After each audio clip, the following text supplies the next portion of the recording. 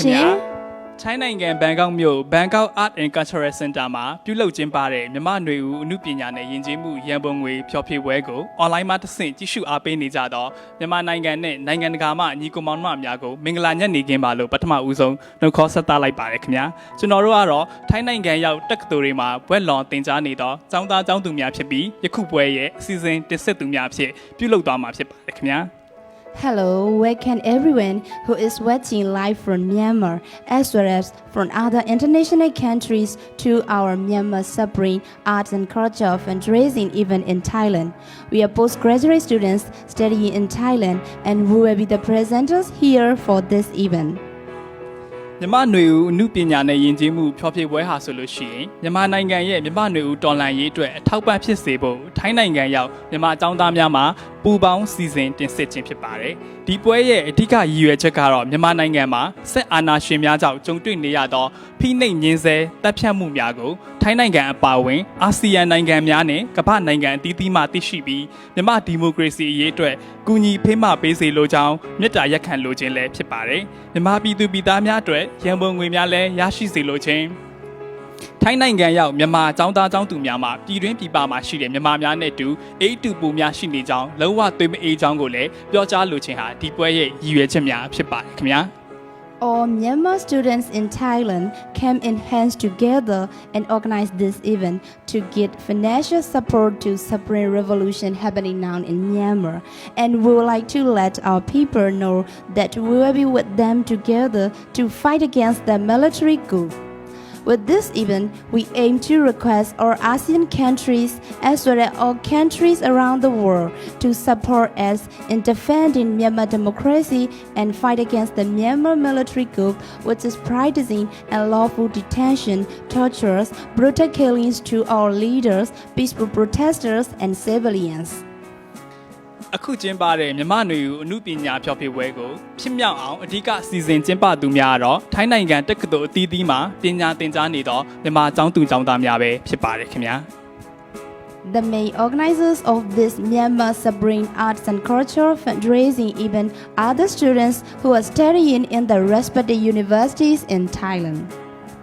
ဒီနေရာမှာအားလုံးသိထားကြပြီးဖြစ်ပေမဲ့မြန်မာနိုင်ငံရဲ့အခြေအနေများကိုလည်းအနည်းငယ်အကျဉ်းချုပ်တင်ပြလိုပါတယ်။အားလုံးသိထားပြီးဖြစ်တဲ့အတိုင်းမြန်မာနိုင်ငံဟာစစ်မှန်တဲ့ဒီမိုကရေစီရရှိဖို့အတွက်အပြင်းအထန်စ조사ရုန်းကန်ခဲ့ရတဲ့နိုင်ငံတစ်နိုင်ငံဖြစ်ပါတယ်။1962ခုနှစ်ကတည်းကအကြိမ်ကြိမ်သောစစ်အာဏာသိမ်းမှုတွေကိုကြုံတွေ့ခဲ့ရပြီးစီးပွားရေး၊ကျန်းမာရေး၊ပညာရေး၊လူမှုရေးအဖက်ဖက်မှာနလန်မထူနိုင်အောင်ဖြစ်ခဲ့ရတာကိုမြန်မာပြည်သူပြည်သားတယောက်စီတိုင်းမှာသိရှိခံစားရပြီးဖြစ်ပါတယ်။အဲဒါကြောင့်2021ခုနှစ်ဖေဖော်ဝါရီလနေ့မှာပြုလုပ်ခဲ့တဲ့စစ်အာဏာရှင်တွေရဲ့အာဏာသိမ်းမှုကိုမြန်မာပြည်သူပြည်သားတဦးစီတယောက်စီတိုင်းကလုံးဝလက်မခံနိုင်ကြောင်းဖြစ်ကြတဲ့အတွက်မြန်မာနွေဦးတော်လှန်ရေးဟာမြန်မာပြည်သူပြည်သားများရဲ့အသွေးအသားထဲကနေပေါ်ပေါက်လာရခြင်းဖြစ်ပါတယ်ခင်ဗျာ။ We would like to briefly present about what's happening now in Myanmar.As you all know, Myanmar is a developing country which is striving for its true democracy. On 1st February, obviously, the military junta staged the coup. We think we civilians have suffered a net as well as had been through dark eras and under the dictatorship over the past years since 1962.We couldn't catch up with the other countries around the world in terms of economy, education, and health. We can't accept the military dictatorship anymore in this modern age, and this Spring Revolution has been brought about to fight against the military junta.2020ပြည့်နှစ်နိုဝင်ဘာလမှာပြုလုပ်ကျင်းပခဲ့တဲ့ပါတီစုံဒီမိုကရေစီရွေးကောက်ပွဲမှာနိုင်ငံရဲ့ခေါင်းဆောင်ဖြစ်တဲ့ဒေါ်အောင်ဆန်းစုကြည်ခေါင်းဆောင်တဲ့ပါတီဟာတောင်ပြိုကမ်းပြိုအနိုင်ရရှိခဲ့ပြီးဖြစ်ပါတယ်။အဲ့ဒီကျင်းပခဲ့တဲ့ရွေးကောက်ပွဲဟာလွတ်လပ်ပြီးတရားမျှတမှုဖြစ်တဲ့ရွေးကောက်ပွဲဖြစ်ကြောင်းကိုပြည်တွင်းပြည်ပရွေးကောက်ပွဲလေ့လာစောင့်ကြည့်ရေးအဖွဲ့များမြန်မာနိုင်ငံရွေးကောက်ပွဲကော်မရှင်များမှအတည်ပြုပေးပြီးဖြစ်ပါတယ်။ပြည်သူစံတာကိုကိုစားပြုပြီးထွက်ပေါ်လာတဲ့ရွေးကောက်ပွဲရလဒ်ကိုစစ်အာဏာရှင်တွေကမြစ်ကွယ်ပြုပြီးတော့အတင်းအဓမ္မအာဏာသိမ်းယူခဲ့ခြင်းဖြစ်ပါတယ်။ In 2020 general election, Nationalist Democratic Party led by Daw Aung San Suu Kyi won by a landslide. Local and international election observers also acknowledged the free and fair elections. A coup d'etat took place, ignoring the election results that represented the will of Myanmar people. ဒီမိုကရေစီနည်းကျရွေးကောက်တင်မြှောက်ထားတဲ့အစိုးရတက်ကိုလက်နက်အားကိုးနဲ့ဖြုတ်ချပြီးတော့အတင်းအဓမ္မအာဏာသိမ်းယူပြည်သူပြည်သားများကိုနှိပ်စက်ညှဉ်းပန်းခြင်းဆိုတာဟာဒီမိုကရေစီနဲ့လူသားဆန်မှုကိုလက်ခံတဲ့မိတိနိုင်ငံမိတိလူသားမျိုးနွယ်မဆိုလုံးဝလက်မခံသင့်ပါဘူးခင်ဗျာအဲ့လိုပဲလက်မခံနိုင်တယ်လို့လူသားချင်းစာနာမှုကိုလက်ကင်ထားတဲ့အာဆီယံနဲ့ကမ္ဘာနိုင်ငံများမှစစ်အာဏာရှင်ရဲ့လူမဆန်သောလှုပ်ရက်များကိုရပ်တန့်ပေးဖို့မတရားဖမ်းဆီးထားသူများကိုအကျွင့်မဲ့ပြန်လော့ပေးဖို့နဲ့အားလုံးကပြည်သူပြည်သားများဖက်မှရပ်တည်၍လက်တွဲလှုပ်ဆောင်ပေးစေလိုကြောင်းလည်းမေတ္တာရပ်ခံအပ်ပါတယ်ခင်ဗျာ We, the people of Myanmar who have been protesting since 1st February, have already proved that there is no basis for the accusation of election fraud by the military junta. The overthrow of the nation's democratically elected government in the coup is totally unacceptable to any nation, any people who value democracy and justice. Daily arrests, killings, torturing civilians and vandalism are not acceptable, and any ASEAN or other countries who are practicing human rights shouldn't either also.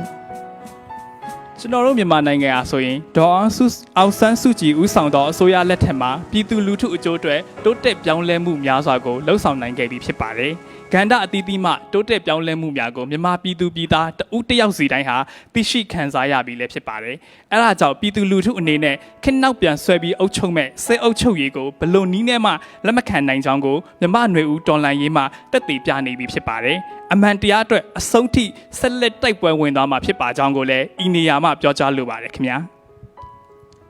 We would like to say that our country has shown a lot of progress on civilian deployment during the government led by Daw Aung San Suu Kyi, and the people from every sector experienced those developments. So, the people of Myanmar don't accept the military's holding back government. Our supreme revolution will be the strong proof in which we are fighting for our justice. Salabiမြမຫນွေဦးအနုပညာနဲ့ယဉ်ကျေးမှုဖျော်ဖြေပွဲအခမ်းအနားရဲ့အစီအစဉ်များကိုဖတ်ကြားတင်ပြပေးပါမယ်ရှင်။အစီအစဉ်1မြမဒုရိယာတစ်မျိုးဖြစ်သောမြမအဆောင်ကိုမဟီရောတက္ကသိုလ် College of Music မှစောင်းပညာရှင်မဝဝဆန်းမှတန်ဆုံတီးဝိုင်းနှင့်အတူတီးခတ်ဖျော်ဖြေခြင်းအစီအစဉ်2အမျိုးသားညီညွတ်ရေးအစိုးရ၏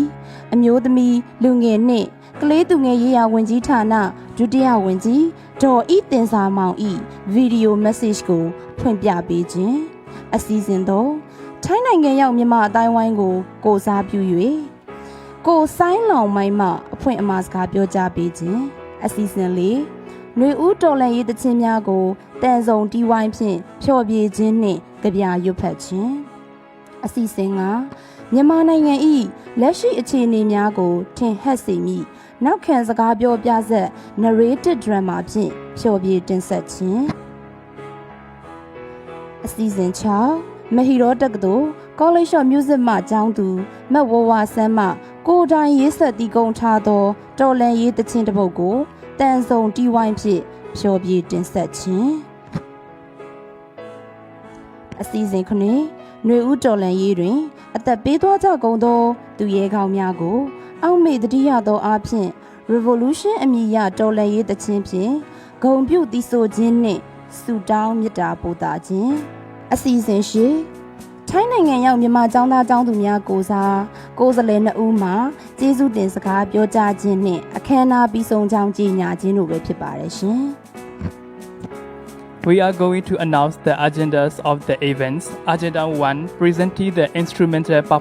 performance with harp, which is Myanmar musical instruments,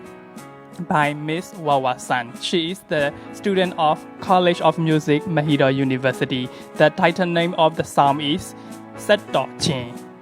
Agenda 2 presenting a video message of our newly assigned Deputy Minister,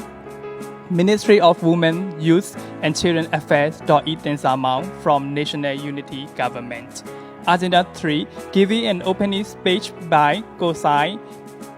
on behalf of Myanmar community in Thailand. Agenda 4 performing Spring Revolution song with an orchestra and reciting revolutionary poems. Agenda 5 performing a narrative drama of Myanmar Spring Revolution reflecting what's happening now in Myanmar. Agenda 6 performing by the original song, which is written by Miss Wawa San. The title of the song is Federal Pitongzu. Agenda 7, singing and praying in honor of our fallen heroes who sacrificed their lives during Myanmar Spring Revolution. Agenda 8, two students on behalf of the Myanmar student communities in Thailand will give heartfelt, thankful speech for this Myanmar Spring Art and Cultural Concert. အစီအစဉ်တစ်အရာမြမဒူရိယာတစ်မျိုးဖြစ်သောမြမဆောင်ကိုမဟီရောတက္ကသိုလ် College of Music မှစောင်းပညာရှင်မဝဝဆန်းမှတန်ဆုံတီးဝိုင်းနှင့်အတူတီးခတ်ဖျော်ဖြေမှာဖြစ်ပါတယ်။သို့ဖြစ်ပါ၍တီးခတ်ဖျော်ဖြေပေးပါရင်မဝဝဆန်းနှင့်အတူတန်ဆုံတီးဝိုင်းအဖွဲ့ကိုစင်မြင့်ထပ်သို့ဖိတ်ခေါ်အပ်ပါတယ်ရှင်။ According to the Agenda 1, we would like to invite Miss Wawa San in the orchestra for the musician for her musical instrument performance by harps. Please enjoy the show.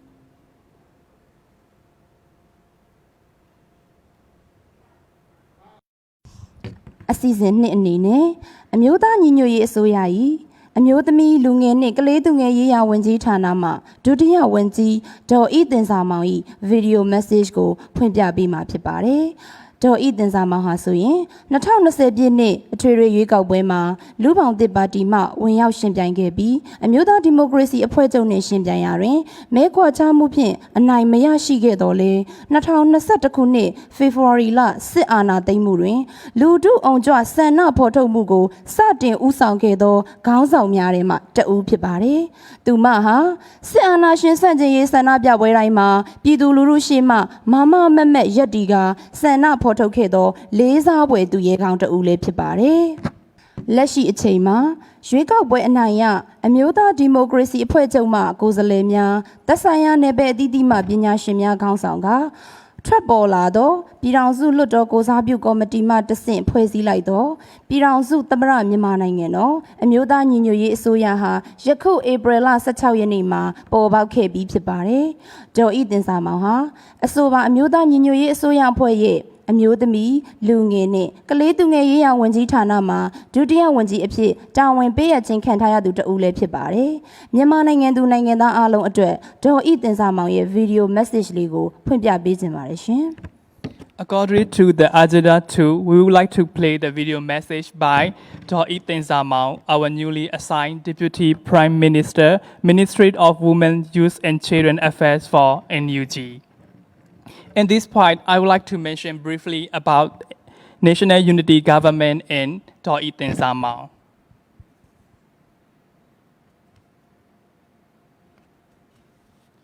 She has competed in 2020 election by representing the Lubaute party. Even though she did not win the seat, she stood out as one of the prominent leaders in peaceful protests against military coup, and she became one of the respective heroes by standing with the people in the dark times of Burma. The committee represented Pitangzu Lotto CRPH with the authority given by the people's mandate, resultant of the all-parties democratic election held in 2020 has formed the National Unity Government on 16th of April. Now is the time for the video message from the Dr. Ethan Zamau. Let's watch together.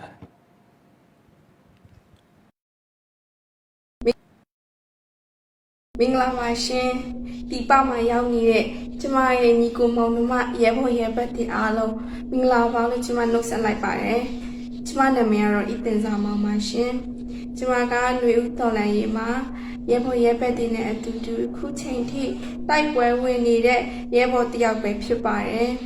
ဆိုတော့ကျမတို့ရဲ့ຫນွေဦးတော်လန်ရေးကအခုဆိုရင်2လကျော်လာပြီးတော့မှ3လထဲရောင်ကတ်လာပါပြီအစကကျမတို့စဉ်းစားရဲကျမတို့ဒီလောက်ထိတောင်းခံနိုင်ပါမလားပေါ့နော်ဒါပေမဲ့အခုချိန်မှာတော့ကျမတို့ရဲဘော်ရဲဘက်တွေအားလုံးကနေ့တိုင်းကိုမျောလင်းချက်တွေနဲ့ဖြတ်တန်းနေကြတယ်နိုင်မယ်ဆိုတဲ့ရည်ရွယ်ချက်တွေစိတ်ကူးစိတ်တန်းနေနဲ့ဖြတ်တန်းနေကြတာဖြစ်တဲ့အတွက်ကျမတို့ရဲ့တော်လှန်ရေးရာဒီကနေ့ဒီအချိန်နေ့အထိတောင်းခံနိုင်ခဲ့ပါပြီဒီလိုပါပဲဆက်ပြီးတိုက်ပွဲဝင်ဖို့အတွက်လဲကျမတို့မှာအင်အားကြီးအများကြီးရှိနေတော့မှာပဲဆိုတော့ဒီလိုတိုက်ပွဲကြီးထဲမှာဒီလိုຫນွေဦးတော်လှန်ရေးကာလကြီးထဲမှာကျမတို့ရင်ဆိုင်ဖြတ်တန်းရတဲ့အခက်အခဲတွေအများကြီးရှိပါတယ်လူတိုင်းတယောက်စီတိုင်းက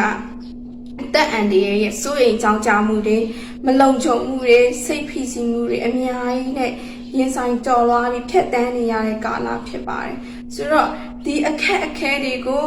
ရင်ဆိုင်ကြော်လွားဖို့အတွက်ဆိုရင်ကျမတို့ကစုပေါင်းအင်အားလိုပါတယ်ရဲဘော်ရဲဘက်အချင်းချင်းစုပေါင်းအင်အားနဲ့ကျမတို့အတူတကွကြော်ဖြတ်သွားနိုင်ဖို့လိုပါတယ်ဆိုတော့ဒီလိုကြော်ဖြတ်သွားကြတဲ့ခန္ဓာမှာ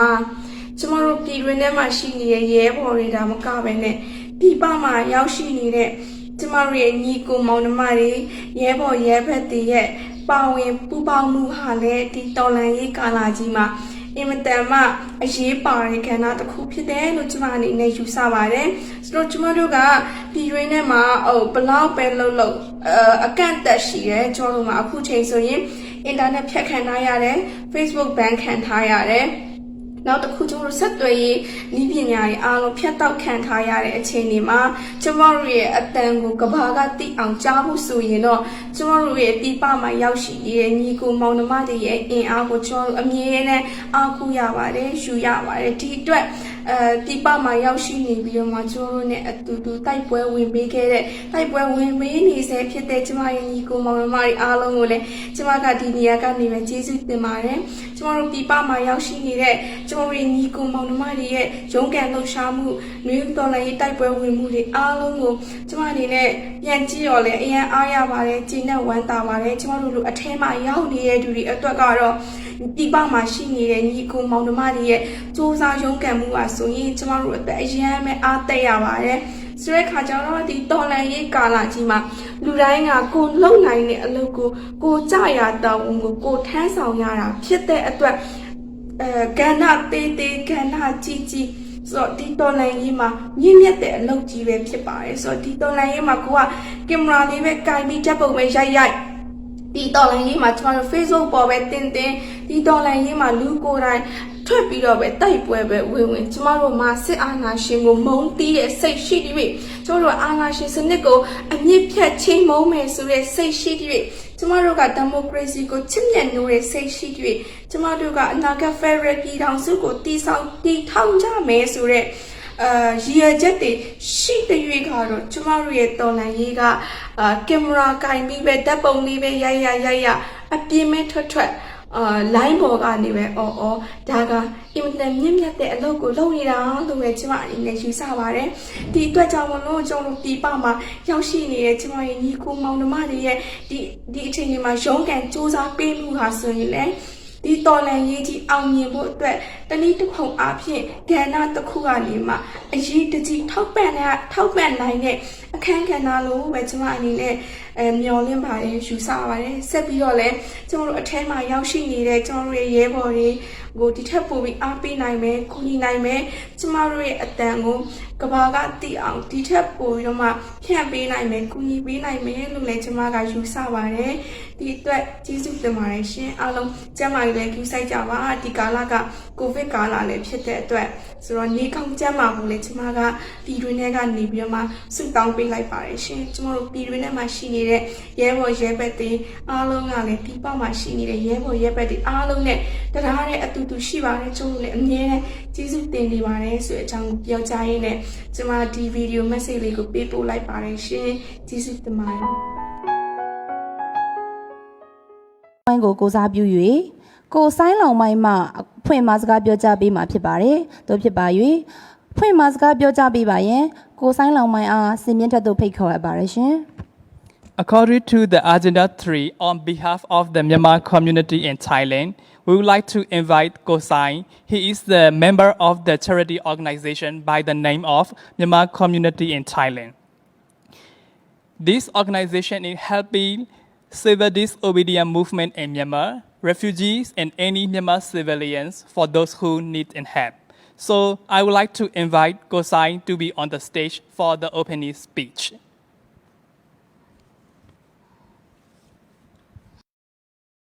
မင်္ဂလာပါမြမຫນွေဦးဖြောပြပွဲလေးကိုကြည့်ရှုအားပေးနေတဲ့သူရောက်စီတိုင်းကိုစိတ်နှဖျားကျမ်းမာချမ်းသာပါစေလို့အရင်ဆုံးနှုတ်ခွန်းဆက်တာပါတယ်ဒီနေ့ပွဲလေးဟာအားလုံးသိကြတဲ့အတိုင်းကျွန်တော်တို့တိုင်းပြည်မှာအင်တာနက်တွေဖြတ်တောက်ခံနေရတယ်ဆက်တွေရေး channel တွေကိုကန့်တက်ခံရရတယ်အဲ့ဒီအတွက်ကျွန်တော်တို့ထိုင်းနိုင်ငံရောက်မြန်မာကျောင်းသူကျောင်းသားတွေဥဆောင်ပြီးမှကျွန်တော်တို့ပြည်သူတွေရဲ့အတန်ကိုကျွန်တော်တို့ကိုစားနိုင်ငံတကာကဘာရကပြည်သူများကိုဖြန့်ဝေလိုတဲ့စံနာနဲ့အစီအစဉ်နဲ့ပွဲလေးဖြစ်ပါတယ်ကျွန်တော်တို့မြန်မာ student community in Thailand ဟာကျွန်တော်တို့ရဲ့ထိုင်းနိုင်ငံရောက်မြန်မာအတိုင်းဝိုင်းမြန်မာ community in Thailand နဲ့ February 1 ရက်နေ့အာနာတိန်ကလေးကိုဟာတက်ကြွနဲ့ပူးပေါင်းဆောင်ရွက်လာခဲ့တာယနေ့ထပ်တိုင်ဖြစ်ပါတယ်ဒီနေ့ပွဲလေးကိုဥဆောင်ကျင်းပနိုင်ခဲ့တဲ့အတွက်ကောမြန်မာ student community in Thailand ကိုကျွန်တော်တို့အများကြီးဂုဏ်ယူမိပါတယ်ကျွန်တော်တို့တိုင်းပြည်ရဲ့အနာဂတ်ကိုအခုလိုမျိုးလူငယ်တွေရဲ့လက်ထဲမှာမြင်ရတဲ့အတွက်ကျွန်တော်တို့လိုချင်နေတဲ့ဒီမိုကရေစီအရေးတော်ပုံပန်းနိုင်ကြီးကိုမလွဲမသွေရောက်နိုင်မယ်လို့ကျွန်တော်ယုံကြည်ပါတယ်ဒီနေ့ပွဲလေးကိုအဓိကစီစဉ်ပြီးရရှိတဲ့အကျိုးမြတ်အားလုံးကိုကျွန်တော်တို့တိုင်းပြည်မှာကျွန်တော်တို့အတွက်အနစ်နာခံဆောင်ရွက်ပေးနေတဲ့ CDM ဝန်ထမ်းတွေစစ်ဘေးရှောင်တွေလက်ရှိအစိုးရရဲ့မတရားညှဉ်းပန်းနှိပ်စက်တပ်ဖြတ်ခံနေရတဲ့လူတွေရဲ့မိသားစုတွေကိုပြန်လည်ပြီးမှထောက်ပံ့ပို့ရအတွက်အဓိကသုံးစွဲတော့မှာဖြစ်ပါတယ်။အဲ့ဒီအတွက်ဝိုင်းဝန်းလူဒန်းကြဖို့လဲကျွန်တော်တိုက်တွန်းနှိုးဆော်လိုပါတယ်။ကျွန်တော်မတိုင်ခင်ဖွင့်ပြခဲ့တဲ့ကျွန်တော်တို့ရဲ့ဒုတိယဝန်ကြီးမအစ်တင်စာမောင်ပြောခဲ့တဲ့အတိုင်းပါပဲကျွန်တော်တို့ပြည်သူတွေဟာအခုဆိုရင်ငရဲကတ်ဆိုကြီးမှာနေလာခဲ့ရတာ3လနေပါဖြစ်နေပါပြီဒီအချိန်တွေတော့အတွင်းမှာကျွန်တော်တို့တိုင်းပြည်ကမျောလင်းချက်မဲ့တော်တာမဟုတ်ပါဘူးဘလောက်ပဲဖိနေကျွန်တော်တို့စ조사ဆဲပါကျွန်တော်တို့လမ်းမော်တွေထွက်ကြစမြဲပါထ ထို့အတူကျွန်တော်တို့ပြည်သူတွေလှုပ်လို့မရတဲ့အရာတွေကိုကျွန်တော်တို့နိုင်ငံတကာရောက်နေတဲ့မြန်မာတိုင်းဝိုင်းနေအားလုံးကလည်းမိမိနိုင်တဲ့ဘက်ကနေအားလုံးလုပ်နေကြပါတယ်အဲ့ဒီအတွက်မြန်မာပြည်ကပြည်သူတွေလည်းအားလုံးကမလျှော့ကြဖို့ကျွန်တော်အားပေးစကားပြောကြားလိုပါတယ်ဒီနေရာကနေကျွန်တော်တို့အခုဆိုရင် National Unity Government လို့ခေါ်တဲ့အမျိုးသားညီညွတ်ရေးအစိုးရလည်းဖွဲ့စည်းပြီးဖြစ်ပါတယ်နိုင်ငံတကာအတိုင်းဝိုင်းအနေနဲ့ကျွန်တော်တို့ပြည်သူတွေရဲ့အနာဂတ်ကိုငြိမ်းချမ်းတဲ့လုံခြုံတဲ့တရားမျှတမှုရှိတဲ့အနာဂတ်ဖြစ်စေဖို့ကျွန်တော်တို့အမျိုးသားညီညွတ်ရေးအစိုးရနဲ့ပူးပေါင်းဆောင်ရွက်ပေးကြဖို့ကျွန်တော်အနူးညွတ်မေတ္တာရက်ခံလိုပါတယ်ကျွန်တော်တို့ရွေးကောက်တင်မြှောက်ထားတဲ့အစိုးရအဖွဲ့ဖြစ်တဲ့အမျိုးသားညီညွတ်ရေးအစိုးရအဖွဲ့ကိုဒါကျွန်တော်တို့တစ္ဆာစောင့်တိမှာဖြစ်ပြီးကျွန်တော်တို့ကိုကိုစားပြုနိုင်တဲ့တခုတည်းသောအစိုးရအဖွဲ့ဖြစ်ပါတယ်အကြမ်းဖက်စစ်ကောင်စီရဲ့လုပ်ရက်ကိုဝိုင်းဝန်းရပ်တန့်တဲ့နေရာမှာအမျိုးသားညီညွတ်ရေးအစိုးရအဖွဲ့ကဒါကျွန်တော်တို့အတွက်အဖြေဖြစ်ပါတယ်အမျိုးသားညီညွတ်ရေးအစိုးရ NUG ရဲ့ဥဆောင်မှုအောက်မှာဒါကျွန်တော်တို့တတွေးတဲ့တတန်နဲ့ဒီမိုကရေစီခီးလန်းကိုကျွန်တော်တို့အောင်မြင်စွာရှောက်လန်းနိုင်မယ်လို့ယုံကြည်ပါတယ်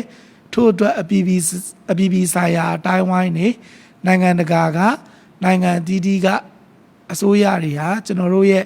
တရားဝင်အစိုးရဖြစ်တဲ့အမျိုးသားညီညွတ်ရေးအစိုးရကိုထောက်ခံပေးကြဖို့ထိုင်းနိုင်ငံရောက်မြန်မာအတိုင်းဝိုင်းတစ်ခုလုံးကိုစားထို့အတူထိုင်းနိုင်ငံရောက်မြန်မာကျောင်းသူကျောင်းသားများရဲ့ဆန္ဒများကိုစားကျွန်တော်ထပ်လောင်းတောင်းဆိုလိုပါတယ်ယနေ့ဆိုရင်ကျွန်တော်တို့မြန်မာပြည်တွင်းမှာအဖိနှိတ်ခံအသက်ဖြတ်ခံလူဦးရေ900ကျော်ရှိခဲ့ပြီဖြစ်ပါတယ်ထို့အတူအဖမ်းဆီးခံနိုင်ငံရေးအကျဉ်းသားတွေယုံကြည်ချက်မတူလို့မတရားဥပဒေတွေနဲ့ဖမ်းဆီးထိန်းသိမ်းခံရတဲ့လူအယောက်3000ကျော်လည်းရှိခဲ့ပြီဖြစ်ပါတယ်ထို့အတူလူရောက်ထောင်ချီကိုလည်း905ကကြီးကဲတော့မတရားပုံမှားတွေတက်ပြီးမှဝရမ်းထုတ်ထားတာကိုတွေ့ရမှာဖြစ်ပါတယ်ဒါပေမဲ့ဒါတွေဟာယာယီများတာလို့ကျွန်တော်တို့အားလုံးယုံကြည်ထားပါတယ်ကျွန်တော်တို့မြမຫນွေဦးတော်လန်ရေးလို့ခေါ်တဲ့အတိုင်းຫນွေဦးရောက်ပါပြီကျွန်တော်တို့အစွမ်းကုန်ပွင့်လန်းရတော့မယ်အချိန်ရောက်ပါပြီတကောင်ထက်လဲကျွန်တော်တို့ညမနှက်တော့ပါဘူးအမြန်ဆုံးရောင်နေလာပြီးမှကျွန်တော်တို့ຫນွေဦးတော်လန်ရေးကြီးရဲ့အောင်မြင်မှုအသီးပွင့်တွေကိုကျွန်တော်တို့စားသုံးနိုင်တော့မယ်လက်ခံနိုင်တော့မယ်လို့ကျွန်တော်ယုံကြည်ပါတယ်ထို့အတူမြန်မာတနိုင်ငံလုံးမှာလုံးဝလက်မလျှော့ဒူးမထောက်လက်မမြောက်ပဲနဲ့တိုက်ပွဲဝင်နေတဲ့ကျွန်တော်ပြည်သူပြည်သားတွေအားလုံးကလည်းအတူတူယုံကြည်လျက်အဆုံးတိုင်တိုက်ပွဲဝင်သွားကြမယ်လို့ကျွန်တော်ယုံကြည်နေနှီးကုန်းချုပ်ရပါတယ်အရေးတော်ပုံအောင်ရမည်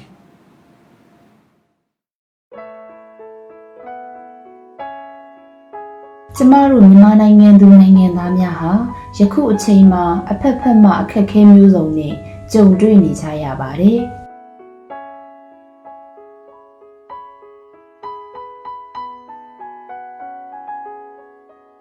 အမှန်တရားကိုမြင်လို့သူမြန်မာပြည်သူပြည်သားများဟာစစ်အာဏာရှင်စနစ်ကိုအပြင်းထန်ဆန့်ကျင်ဖို့အတွက်နည်းလမ်းမျိုးစုံသုံးပြီးတော်လှန်လျက်ရှိပါတယ်။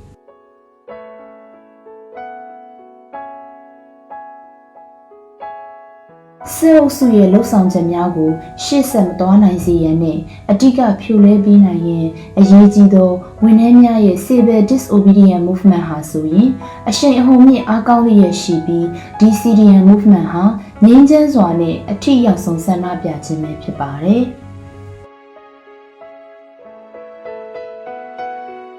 ။စစ်အုပ်စုဖက်မှတိုင်းရင်းသားလက်နက်ကိုင်များအပေါ်အင်အားအလွန်ကျွံသုံးထိုးစစ်ဆင်မှုများကြောင့်စစ်မြေပြင်ဖြစ်ခဲ့ရသောဒေသများမှာနေထိုင်တဲ့ဒေသခံများဟာလည်းယခုအချိန်မှာအိုးအိမ်ဆုံးခါကထွက်ပြေးတိမ်းရှောင်လျက်ရှိကြရပါတယ်။မြန်မာပြည်သူလူထုရဲ့ထောက်ခံမှုနဲ့အတူပေါ်ပေါက်လာတဲ့အမျိုးသားညီညွတ်ရေးအစိုးရဟာလည်းအနာဂတ်ဖက်ဒရယ်ပြည်ထောင်စုပေါ်ထွက်လာရေးနဲ့ဖက်ဒရယ်တပ်မတော်တည်ထောင်ရေးတို့အတွက်အားသွန်ခွန်စိုက်ကြိုးပမ်းလျက်ရှိပါတယ်။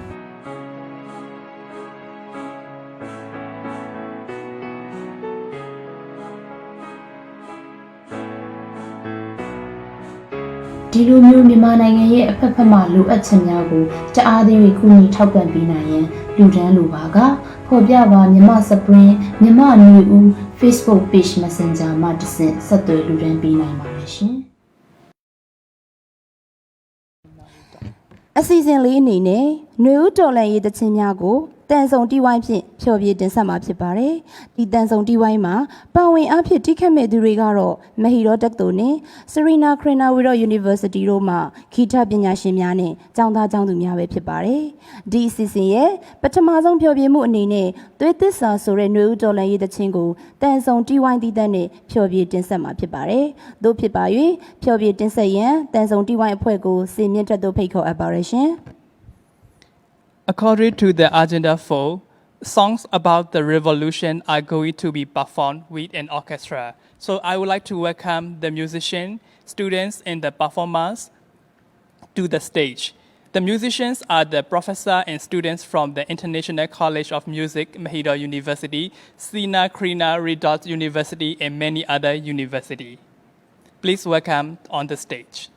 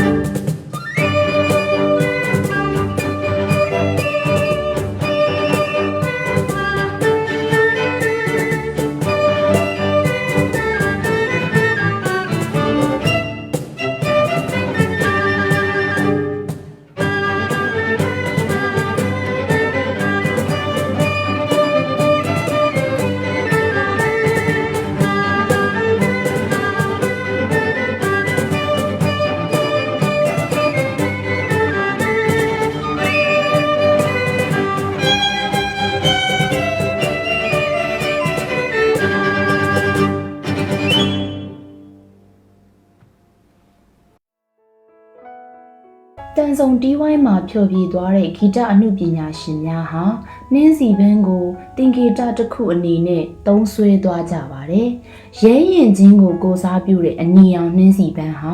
နိုင်ငံခေါင်းဆောင်ဒေါ်အောင်ဆန်းစုကြည်ကိုဂုဏ်ပြုတဲ့အနေနဲ့သုံးစွဲသွားရခြင်းဖြစ်ပါတယ်။ဒေါ်အောင်ဆန်းစုကြည်နဲ့မြန်မာဒီမိုကရေစီအရေးတော်ပုံဟာဘယ်လို့မှခွဲခြားထားလို့မရပါဘူး။သူမဟာမိသားစုနဲ့တိုင်းပြည်အရေးရှင်လာရင်မြန်မာပြည်သူပြည်သားတွေဘက်ကနေအမြဲရပ်တည်ပေးခဲ့သူဖြစ်ပါတယ်။နှစ်ပေါင်းများစွာနေအိမ်အကျယ်ချုပ်ကြခံခဲ့ရရုံသာမကအသက်အန္တရာယ်အထိပါအနှောက်အယှက်ပေးခံခဲ့ရတော့လေမြန်မာပြည်အရေးအတွက်ဘယ်တော့အခါမှလက်မလျှော့ပဲယနေ့အချိန်ထိတိုက်ပွဲဝင်နေစေဖြစ်ပါတယ်။သူမရဲ့ကျေးဇူးတရားတွေပေးဆက်မှုတွေကိုဂုဏ်ပြုတဲ့အနေနဲ့အနီရောင်နှင်းစီပန်းကိုအသုံးပြုထားရခြင်းဖြစ်ပါတယ်။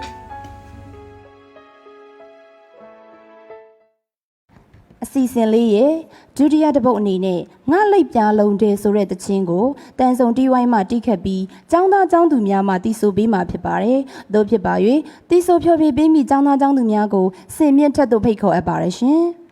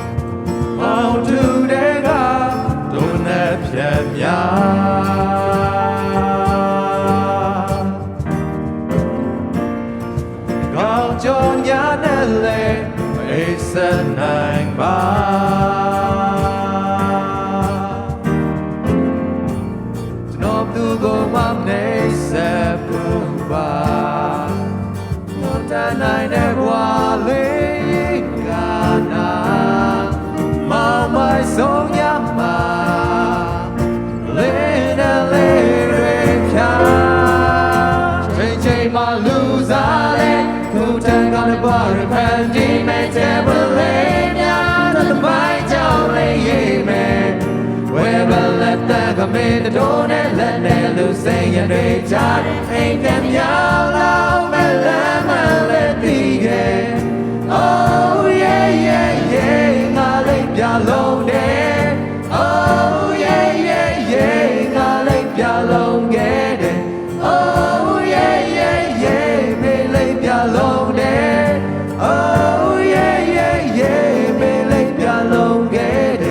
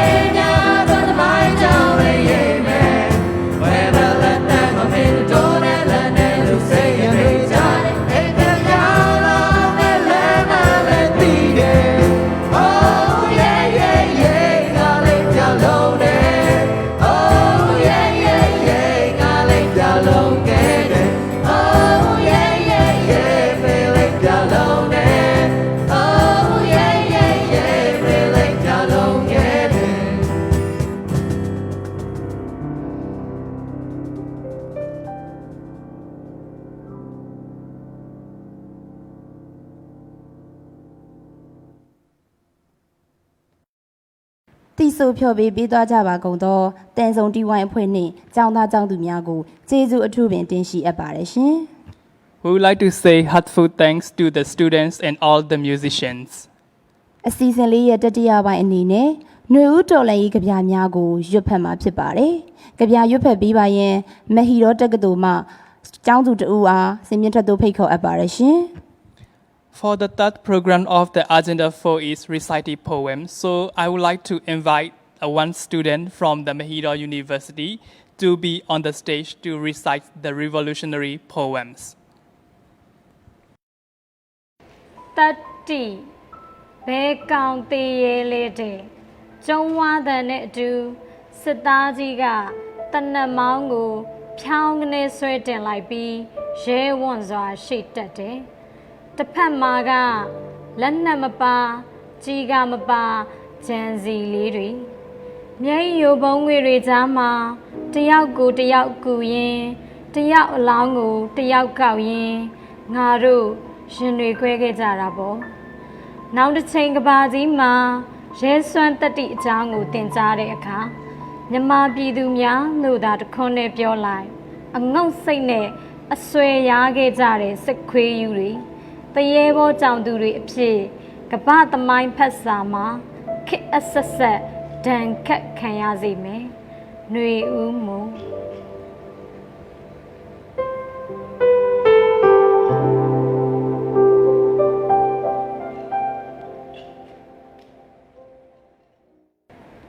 ကျောင်းသားအထုပ်ပတ်တီမင်းရဲ့ရုပ်အလောင်းဟာရှင်သေးကူထဲမှာရှိလိမ့်မယ်အမှောင်ဆုံးဆုံးမှာအရာအလုံးမေးဖြောက်ပြီးနောက်တစ်ခေတ်မင်းအောင်မြင်စေကွယ်အကွဲနေသောလက်များနဲ့ဖျားသခင်ထံငါတို့ဆုတောင်းမင်းကောင်းရာသူဂရီလာပါစေလို့ငါတို့ရဲ့သွေးတစ်စက်ကိုထက်ဝက်ခွဲမင်းခရင်နဲ့တဲရဲလေးရှော့ချကြည့်ရင်နှကန်းသေးများကဖွာဖွာကျူးကျူးလေးလှုပ်ရှားအော်မီဒီမိုကရေစီလို့ဆိုလိုက်မယ်ညီလေးရဲ့ရနိုင်မယ်ဆိုရင်မင်းရဲ့အရိုးတမုံကိုနိဗ္ဗာန်ဘုံအထိယူပြီးဖျားရှင်ကိုပြကြည့်ခြင်းတယ်မင်းဟာသူရဲ့ကောင်းလေးဖြစ်တယ်မင်းဟာအာဇာနည်လေးဖြစ်တယ်မင်းဟာဗမာចောင်းသားလေးဖြစ်တယ်လေရေငတ်တလို့ငတ်ခဲ့ရတဲ့ဗမာပြည်ကလူအခွင့်ရေးဟာအကျဉ်းထောင်ထဲမှာတင်းကြိုင်းမြေမှာတရားရုံးရဲ့ရာဇဝတ်မှုတွေထဲမှာရှိနေတယ်မင်းစွန့်ခွာခဲ့တဲ့စာတင်ကျောင်းကလေးမင်းသတင်းတွေမေးနေပြီမင်းရဲ့စာအုပ်ဟောင်းထဲမှာဆရာမရဲ့မှတ်ချက်မင်းအတွက်နောက်ထပ်စာအုပ်အသစ်လဲပါတဲ့စာအုပ်မလုံလောက်မှုဖောင်တိန်မလုံလောက်မှုမုံစားစင်ချိန်မှာကြောင်းကန်းတဲ့အိတ်နေမှုစတဲ့လူမှုကိစ္စအဝဝမင်းကြီးမှမဟုတ်ခဲ့ပါဘူးကွယ်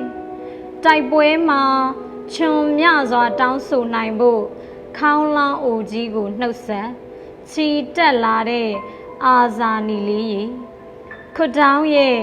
တကြောင်စာကျွန်းတမိုင်းစဉ်ကိုထမ်းရာဇဝင်ကျန်းခတ်သွေးဆက်ရွှဲဆိုခုတော့မင်းရဲ့ခုံနံပါတ်လေးငိုနေပြီရွှေဘုံရောင်လက်ဝင်းနဲ့နှင်းပြပြမနှက်ဦးများမှာဒုက္ကဘာကိုပြန်လောင်းမှလာရင်အမျိုးဘာသာသာသနာအတွက်ဒါနှုတ်ဆက်ခဲ့ပါတယ်တဲ့မင်းထားခဲ့တဲ့စာရုပ်ကလေးမင်းတို့အိမ်ကိုပေးလိုက်ပြီရိုင်နဲ့ကျင်းမြောင်းနေတဲ့မင်းတို့ရဲ့အိမ်ကလေးထဲမှာမင်းရဲ့ဖေဖေဟာလက်သီးကိုကြစ်ကြစ်ပအောင်ဆုပ်ထားတယ်မင်းရဲ့မေမေဟာအခန်းတောင်မှာငြိမ်သက်စွာထိုင်ပြီးမျက်ရည်စီးကြောင်းတစ်ခုကိုအဖော်ပြုရင်ထဲမှာတော့သားပြန်လူနေရှာရော့မယ်ကောင်းမွန်စွာတကြိုပြီးစီးပါကြောင်းတဲ့အလောင်းကိုမှမမြင်ရမတွေ့ရဘယ်နေရာမှာကြာဆုံးခဲ့တယ်လဲညီလေးရဲ့ဒေါင်းရုပ်လေးလိုပဲ မင်းရဲ့အထုပ်ပတ်တီဟာအတောင်မှန်ပါတယ်တိုက်ပွဲဝင်နေနွယ်လူပတ်ချီခိုင်ကြည်နစ်စုရောက်လျာဘဝအဆက်ဆက်မှာမင်းမော်ဖူးရခြင်းများစွာနဲ့ကင်းဝေးပါလိမ့်မယ်အိမ်ထရံမှာတခါကမင်းမျက်ရည်တုပ်တဲ့စုတ်ချာလွယ်အိတ်ကလေးခစ်ဘေးခစ်တန်တင့်နေရှာတယ်ခစ်လွတ်လက်မចောင်းသားလွတ်လက်မယ်အရွယ်နဲ့မလိုက်အောင်တွေးចောင်းသားအရေးဆိုတာမင်းမှမရှိခဲ့ပါဘူးဖျားခင်မှာဆိုရင်ရဟန်းနာဖြစ်တဲ့အထိလိမ့်ပါမယ်ဒါပေမဲ့အမှောင်ခင်မှာတော့အာနာရှင်ကိုဖီဆန်တယ်ညီလေးရဲ့မင်းတိတ်မှန်တယ်ခံယူချက်ကိုအမြောက်ဆန်လို့ပြက်ဖောက်အဝေးဆုံးအမြင့်ဆုံးဘဝတစုံမင်းရောက်ခဲ့တယ်စင်မောင်းတန်ကြားရင်ခွာတရှက်ဖြစ်ချင်တဲ့ခေရဲ့စင်မြင်းကလေးလိုမင်းဟာရာဇဝင်ကိုထိုးခွဲတိုက်ပွဲကိုတုံးဖောက်မီးတော့ဆူချစ်ခစ်တစ်ပူဇော်တော်လှန်တဲ့ညီလေးရေခွတ်တောင်းအပေါင်းရဲ့ကောင်းချီဩဘာသံစေမင်းရောက်ရရက်ကကြားပါစေညီလေးရေရာဇဝင်ရေးရာစာအုပ်ပိတ်တော်လှန်ရေးမှာအိတ်တော်နော်စိတ်ချသွားပါအရာအလုံးကိုမေ့ဖြောက်သွေးနဲ့တိဆောက်တဲ့အုပ်ကူတစ်လုံးတလောကလုံးလင်းစေသားကွယ်တိမ်သားရိုးရီဒီမိုကရေစီတောင်တက်လန်းကခက်ကြမ်းကြောက်လေးတွေအဖြစ်ဆွဲနစ်ကြံတင်လို့အောင်မြင်မှာပါဗမာပြည်အတွက်လိုအပ်တဲ့လူအခွင့်အရေးနဲ့ဒီမိုကရေစီအရှိတ်အရက်မှာခြင်သေးတွေချီလာပြီးစစ်မြင်းတွေပြိုင်လာပြီးကွတ်တောင်းတွေပြန်လာနေပြီလေညီလေးရဲ့ငြိမ်းချမ်းစွာအေးမြစွာရှင်းတန့်စွာနောက်ဘဝမှာမြင်အောင်ကြည်စံကွယ်ဘာပဲဖြစ်ဖြစ်ရန်ငွေတလူကြားထဲမှာမင်းချစ်တဲ့ဗမာပြည်ကြီးဟာဒေါင်းအလံကိုပန်းလို့လှလို့အော်ဒေါင်းအလံကိုပန်းလို့လှလို့ပါပဲညီလေးရဲ့ရွှေဖုံးလူ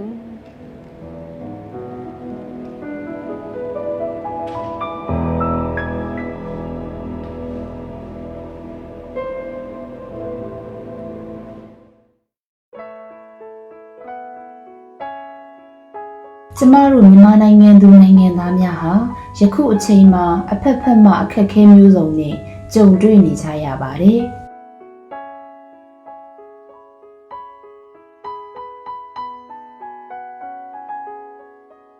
အမှန်တရားကိုမြင်လို့သူမြန်မာပြည်သူပြည်သားများဟာစစ်အာဏာရှင်စနစ်ကိုအပြင်းထန်ဆန့်ကျင်ဖို့အတွက်နည်းလမ်းမျိုးစုံသုံးပြီးတော်လှန်လျက်ရှိပါတယ်။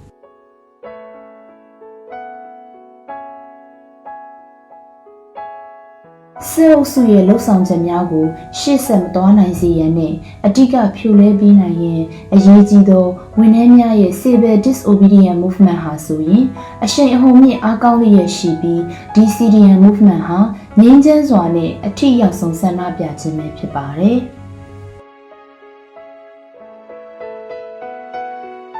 စစ်အုပ်စုဖက်မှာတိုင်းရင်းသားလက်နက်ကိုင်များအပေါ်အင်အားအလွန်ကျွံသုံးထိုးစစ်ဆင်မှုများကြောင့်စစ်မြေပြင်ဖြစ်ခဲ့ရသောဒေသများမှာနေထိုင်တဲ့ဒေသခံများဟာလည်းယခုအချိန်မှာအိုးအိမ်ဆုံးခါကထွက်ပြေးတိမ်းရှောင်လျက်ရှိကြရပါတယ်။မြန်မာပြည်သူလူထုရဲ့ထောက်ခံမှုနဲ့အတူပေါ်ပေါက်လာတဲ့အမျိုးသားညီညွတ်ရေးအစိုးရဟာလည်းအနာဂတ်ဖက်ဒရယ်ပြည်ထောင်စုပေါ်ထွက်လာရေးနဲ့ဖက်ဒရယ်တပ်မတော်တည်ထောင်ရေးတို့အတွက်အားသွန်ခွန်စိုက်ကြိုးပမ်းလျက်ရှိပါတယ်။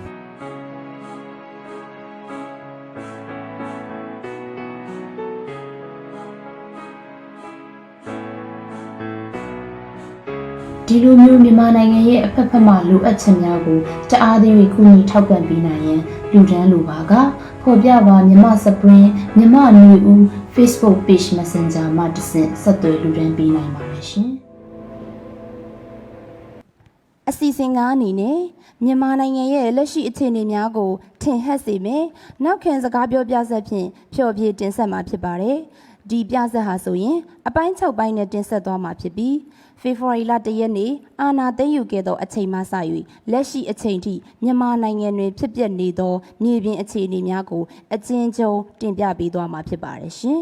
။ According to the Agenda 5, we will present the narrative drama of what's happening now in Myanmar, will be performed with the 6 parts. The title is Myanmar Spring Revolution. We will show the briefly situations of the coup on the 1st of the February and nowadays. On January 31st, 2021, all citizens of Myanmar were elated, anticipating their future and dreams. They had high hopes for their brighter future while welcoming the unconditionally elected justice they had been dreaming of along with the prosperous spring. Not a single soul was aware of what was waiting for them the next morning, and people of Myanmar went to bed peacefully. On February 1st, 2021, at 3 a.m. in the morning, an elected parliament representative from National League for Democracy, NLD party, named U Thon Ahn and his family were sound asleep when a sudden harsh knock on their front door and a shout woke them up. ပြောရင်ရှင်တို့ပြောရင်ရှင်တို့ဦးထောင်ရှိလား ညာကြီးချိန်တော့အိမ်ရှိမှာလူတွေတော့မသိပါဘူးလေထွက်ကြည့်လိုက်ပါဦးမယ် Meanwhile, the strangers had forcefully opened the front door on their own and stood in the doorway. There were 3 people who were calling out to the residents: a man with a common attire, a policeman in his uniform, and a soldier in his military gear. A police car was also parked in front of the house. ညာကြီးချိန်တော့အိမ်ရှိမှာဘာကိစ္စများရှိလို့လဲရှင် ကျွန်တော်ပြည်ထဲရောက်ပါဦးထောင်ကိုစုံစမ်းမြန်းရှာရှိတဲ့အတွက်လာတာဖြစ်ပါတယ် ဟဲ့ဘယ်သူတွေဟာဒီအချိန်လာခေါ်တဲ့အကြောင်းကမင်းတို့ဘာကိစ္စလဲဘယ်ဌာနအဆင့်ခေါ်တာလဲပြည်ထဲရတာစစ်တပ်ကလား ကျွန်တော်တို့တက်ရလာခဲ့တာပါအသေးစိတ်ကိစ္စကိုတော့စခန်းရောက်မှရှင်းပါမယ်အခုတော့လိုက်ခဲ့ပါ နေပေါင်းအဲ့လိုမျိုးအကြောင်းအရာတေချာမသိဘဲနဲ့လာခေါ်လို့ဖြစ်ပါမလား လိုက်ဆိုလိုက်ခဲ့ပါမယ်အရေးကြီးတဲ့ထုတ်တယ်ရှင်တခါတည်းပြင်ပြီးလိုက်ခဲ့ပါ What came into U Thon Ahn's mind were the fact that his NLD party achieved a landslide victory in the recent election, and that tomorrow would be the first day of the new Parliament Assembly. He was also pondering over the frequent and necessary interferences by the military over the results of the election, and the rumors of possibly overthrowing the newly elected government by the military.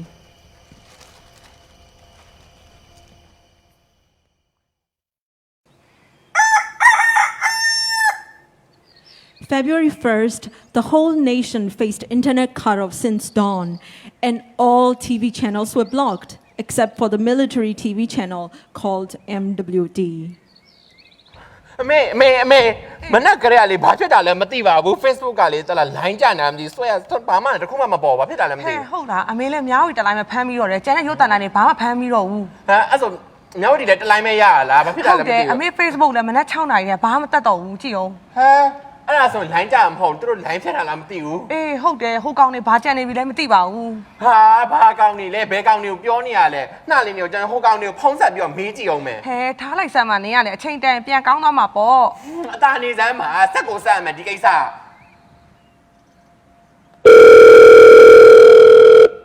ဟယ်လိုအေးအခုလေတလားမနက်ကလေးကဘာဖြစ်တာလဲမသိဘူးအင်တာနက်တွေကလည်းရအောင်မရဘူးပြီးရင်အမေကလည်းပြောညမဒီတလိုင်းမဲရတယ်မင်းတို့ရောအဲ့တိုင်းမဲလားဟမ်အာဟုတ်လားအဲ့ဆိုအတူတူပဲပေါ့အေးပြီးတော့အဲ့ဆိုခဏနေမှပြန်ဆက်မယ်စိတ်တွေလည်းညစ်တယ်ဒါပဲသူတို့လည်းအဲ့အတိုင်းပဲတဲ့ကျွန်တော်တို့လိုပဲဘာမှသုံးလို့မရဘူးပြီးမြဝတီတလိုင်းပဲရတယ် ဟဲ့လားဟိုကောင်တွေသတင်းမောင်ချပြီးတခုခုလုပ်ပြီးနေတူပါတယ်ဟိုရက်ကပဲဟိုဘိုချုပ်ကအာနာသိမ့်မယ်ကျုံးဝါသွားသေးရလေ ဟာဘယ်ကောင်တွေကိုဘာတွေကိုပြောနေရလဲဒါ88မဟုတ်ဘူး2021ပြောမရဘူးတာရဲ့သူတို့လက်ထဲမှာလေလက်နက်တွေရှိတော့ဘာပဲဆိုသူတို့လုံမှာပဲ ဟာစိတ်ညစ်တယ်မနေ့စောစောစီဘာဖြစ်နေမှန်းတော့မသိဘူးအင်တာနက်ကသုံးလို့မရရဲ့ကြား The internet cutoff was an ominous warning of what they were about to hear very soon that day. While a group of friends were rendezvousing at a tea shop, the internet connection was restored and the news of military taking over power temporarily for 1 year popped up. 你ဖုန်းအင်တာနက်ရလားငါဟိုကောင်နေဖုန်းဆက်တာလဲဆက်လို့မရဘူး လည်းဆက်နေရမရဘူး 你那边去要你了，你那个风扇呢？风扇了我们要，我们问不。 ငါ MPT တုံးတာနင်ပါတုံးတာ 你当那来你要要了？ ရအောင် ဘာမှမဟုတ် ဟဲ့နင်ဖုန်းလိုက်ရ 哪里来没地有关？ ငါလည်းမရဘူးနင်ဖု 反 န်း 正 ဆက် 看 နေ 了你嘛，上下面说了，你当那来也没得不，把我录没有？ ဟာအာနာတိမ့်လိုက်ပြီရဲ့ဟဲ့အောင်ရေ 哪了？ ဟာဒီမှာကြည့်မယ်မနေ့ကအမေဆုံးနဲ့တောင်းတာကြီးကိုဒီမှာစစ်တပ်ကဖမ်းခေါ်သွားတယ်ဒီမှာကြည့်ဒီမှာကြည့် ဘူးနေတိုင်းမြတ်ဒီခုရပါရော ဟာငါခုပဲရ 啊， ကွာ 让这边没写的呢，把你了。 ဟဲ့ပါလေ အေးတကယ်တကယ် နင်ဖုန်းဆက်ကြည့်နင်ဖုန်းဆက်ကြည့် ဘယ်လို ငါလည်းဆက်ကြည့်မယ် ဘယ်လိုလုံးပါ 实际上，别闹了，别闹。啊，把这边没写哈。 ငါလိုက်အောင်မိတယ်သူတယောက်လည်းမိတယ် အေး तू တယောက်လည်းမြင်ငါ MPT တုံးတာလေ तू တက်နေတော့တုံးတာ 我爸妈我们要风来我们得不？ အေးဟာကွာဘယ်လိုဖုန်းလိုက်မိလဲ မိမရဘူးငါမမိ ဘုတ်တော်မှာ 啊，那宽我呗，瓜，把 မဲ 你 ဆင်း 了。 များစစ်စစ်အထိပြုလုပ်ပါမယ် ကြည့်ပါဦး လိုအပ်သည့် ကြည့်ကြ အရေးယူဆောင်ရွက်မှုများပြုလုပ်နိုင်ရန်အတွက်ဝယ်စည်းပုံအခြေခံဥပဒေ2008ခုနှစ်ပုံမှန်418ပုံမှန်ခွဲကာကြီးရန်နိုင်ငံတော်၏ဥပဒေပြုရေးအုပ်ချုပ်ရေးနှင့်တရားစီရင်ရေးအာဏာတို့အား ဘာ တမတော်ကာကွယ်ရေးဦးချုပ်ထံသို့လွှဲအပ်တာဝန်ပေးလိုက်သည်အပိုက်6အရေးပေါ်အခြေအနေအကျိုးသက်ရောက်သည့်နေမည်သည်နိုင်ငံတော်ဝန်ဖြစ်ကြောင်းနှင့်အရေးပေါ်အခြေအနေအားဖွဲ့စည်းပုံအခြေခံဥပဒေပုံမှန်419ရာဤအမိန့်ထုတ်ပြန်သည့်နေ့မှစ၍တစ်နှစ်သတ်မှတ်လိုက်သည်ပုံမြင့်စွေယာယီသမ္မတပြည်ထောင်စုသမ္မတမြန်မာနိုင်ငံတော်ဟုဖော်ပြပါရှိပါသည် ဟဲ့ပါလေတနစ်တောင်အာနာသိမ့်မယ်ပြီးသူတို့ရွေးကောက်ပွဲလည်းပြန်လုပ်အောင်မယ်တဲ့ မဖြစ်နိုင် မဖြစ်နိုင်ပြီတနစ်တောင်ဟုတ်ချင်မဟုတ်မှာသူတို့တွေကလှုပ်ချင်တာလှုပ်တာ လာညစ် ဟာငါတို့လူငယ်တွေကဘာလှုပ်ရမှာတော့အဲ့ဒါ တော့ပါ ဆို လေ ခုလည်းဖုန်းလိုက်ရတာမဟုတ် ဟဲ့လေ ဒီမှာဒီနေ့လည်းစာလှုပ်ရမယ်ဘာစာမှရှာလို့မရအောင် ဘယ်လိုလဲ ဟင်းလည်းဖုန်းဆက်လို့မရအောင် ဟင်းငါတို့အနာကဲတော့တွားပြီ Around 4 p.m. on the same day, all internet access was restored, and the people were sharing the information about the military coup. People were grieving over the fact that the nation was drawn back into the dark era once again, and they could not accept the situation by any means.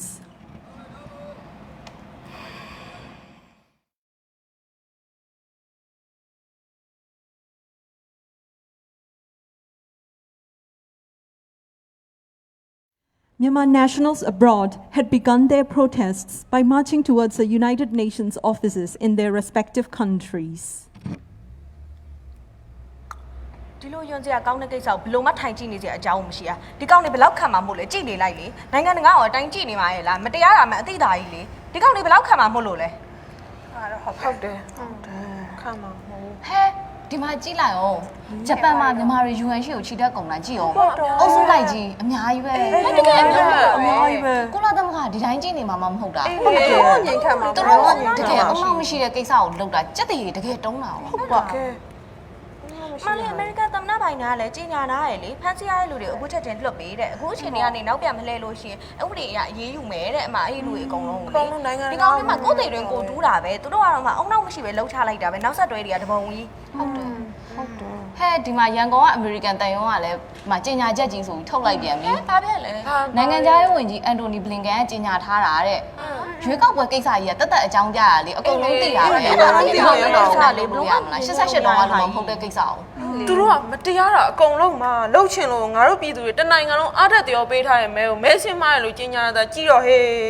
အမေကလည်းအဲ့လိုမတရားလုပ်ချင်တိုင်းလုံးလို့ရမလားအဲ့ဒီပြည်သူတွေပေးထားရင်အကုန်လုံးမှာအော်ကြွကြွဒီလမ်းမှာတက်ကြည့်လေဘာဖြစ်ကုန်မယ်ထင်လဲ အမလေးနင်တို့နှစ်ယောက်နော်လမ်းမောက်ထွက်ဖို့တော့မကြမ်းနဲ့အခုကအာနာထိန်နေပဲကြီးညာသေးတာသူတို့ကလူတို့ကစူပုံအောင်ကြွလို့သူတို့ကကယ်ဆယ်လိုက်ရပါတယ်ဆိုပြီးအာနာသိမ့်နေကြီးညာမှာအကုန်ဒုက္ခရောက်ကုန်မယ် အမေကလည်း ဟုတ်တယ် ဒါပေမဲ့ဒီမှာလည်းပြောထားတယ်လောလောဆယ်တော့ဆန္ဒပြတာကြီးလုံးစရာမလိုသေးဘူးတဲ့နိုင်ငံတကာကဒီတိုင်းထိုင်ကြည့်နေမှာမဟုတ်ဘူးတဲ့ဟဲ့ဒီမှာကြည့်အောင်ထိုင်းတိုင်ရုံရှိမှာထိုင်းရောက်မြန်မာတွေဆန္ဒပြနေတာအားရစရာကြီး ဟုတ်ပါဘူးအဲ့လိုတွေပြမှာပဲ မဟုတ်နဲ့တူ အမလေးတော့စူးစမ်းပြီးနာပဲ အမောင်ခိတ်ကဘယ်နဲ့တကြော့ပြန်လာရတာတော့ငါလည်းအသက်တွေကြီးပါပြီဒီတိုင်းပြည်လည်းဘယ်တော့မှဒီမိုကရေစီကရမှာတော့ဒေါ်စုလည်းသူ့အသက်နဲ့မလိုက်လုံနေရတာကျေးဇူးတွေလည်းကြီးပါပြီအေးသူတို့တွေလည်းဟိုတလောကပဲလွတ်ပေးတယ်အခုထပ်ဖမ်းသွားပြန်ပြီကြည်အောင်ဒီလူတွေလေဒင်းတို့ကိုအမျိုးသမီးကိုဖမ်းမှအာနာယူနိုင်တော့မှာလား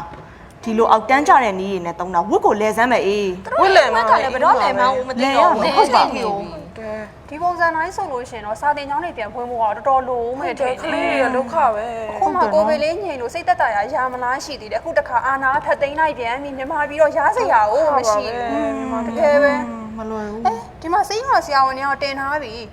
ဒီလိုစစ်အာဏာရှင်လက်အောက်မှာတရလေးတောင်အလုံးမလုံးနိုင်လို့မနှက်ဖြာစားပြီးအလုံးမသွားတော့ဘူးတဲ့ဟုတ်တယ်အဲ့လိုစန့်ကျင်မှာရမှာဟုတ်တယ်ကျန်းမာရေးဝန်ထမ်းတွေမှာလည်းနော်ကိုဗစ်ကြောင့်ခေါင်းတော့မဖော်နိုင်အခုတခါတိုက်ပွဲခေါ်တာခဏပါလေပြန်ပြီးပြောတာအဲ့ဒါမစင်းစားမစင်ကြမရှောက်လို့တာလေဟုတ်တယ်ခဏနေမှာတငယ်ချင်းစီဖုန်းဆက်ပြီးမနှက်ဖြာမှာလည်းအလုံးမသွားဖို့အတွက်ပြောရမယ်အေးဆက်ကြည့်လိုက်အောင်ဟုတ်တယ်ကိုဗစ်ကြောင့်ဒီမှာကြောက်စရာကောင်းလို့လူတွေစိတ်ညစ်နေပါတယ်ဆိုမှကိုဗစ်ထပ်ဆိုးတာကြီးကထပ်ပေါ်လာပြန်ပြီဒီတိုင်းဆိုလို့ရှိရင်ဘယ်တော့မှပွဲရမလဲမသိဘူးစိတ်ညစ်ဖြစ်ခလေးတွေပညာရေးလည်းဒုက္ခပဲလက်စနာကြည့်အောင်လေစနာအောင်မိတာဖြစ်ကြားလာပြီအခုချိန်ဒီငုတ်တုံးမိန်တော့ဘာလို့လုံးဝမှန်းတော့မသိဘူးအဲ့ဒါနဲ့ပဲစိတ်တုံပြီးသေတော့မှာပဲ The COVID-19 pandemic was about to be over, and the different sectors of the nation are about to bounce back. But all those dreams have been crushed, and the dark era once again descended. Healthcare staff are discussing whether they will join the civil disobedience movement, CDM.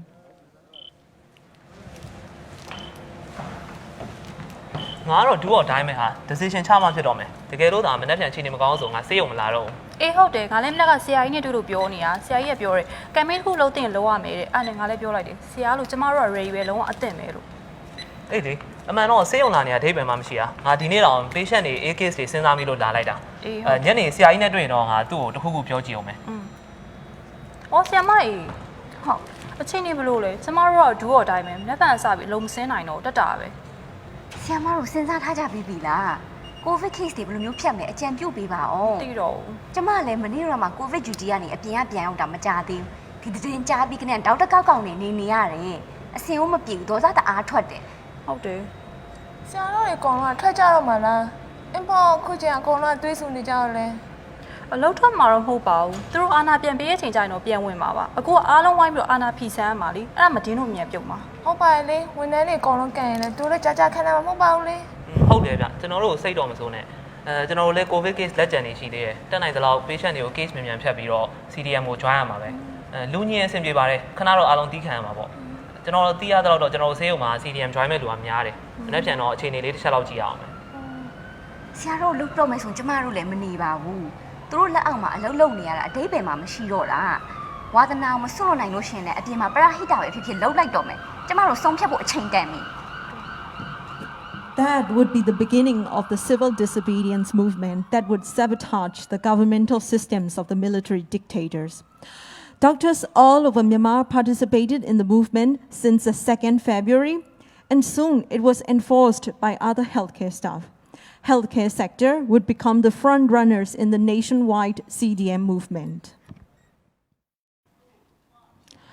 A group of people led by Dr. Teza Sam from Mandalay, the pioneer of the Spring Revolution, is holding a meeting before going out to protest. ဒီနေ့ငါတို့အားလုံးလမ်းပေါ်ထွက်ကြမယ်အခြေအနေတွေဘယ်လိုဖြစ်လာမယ်ဆိုတော့ခံမှန်းလို့မရဘူးဒီတိုင်းတန်သိမ့်နေမယ်ဆိုလို့ရှိရင်လည်းသူတို့လုံးတမျှငိမ့်ခံနေဖြစ်မယ်အဲ့တော့ငါတို့အရေးဆွံ့ရမယ်82နာရီကြာရင်ဖြစ်လာမယ်ဆိုတဲ့အရာတွေလည်းဘာတစ်ခုမှဖြစ်မလာဘူးအဲ့တော့ငါတို့ဒီနေ့စကြတာပေါ့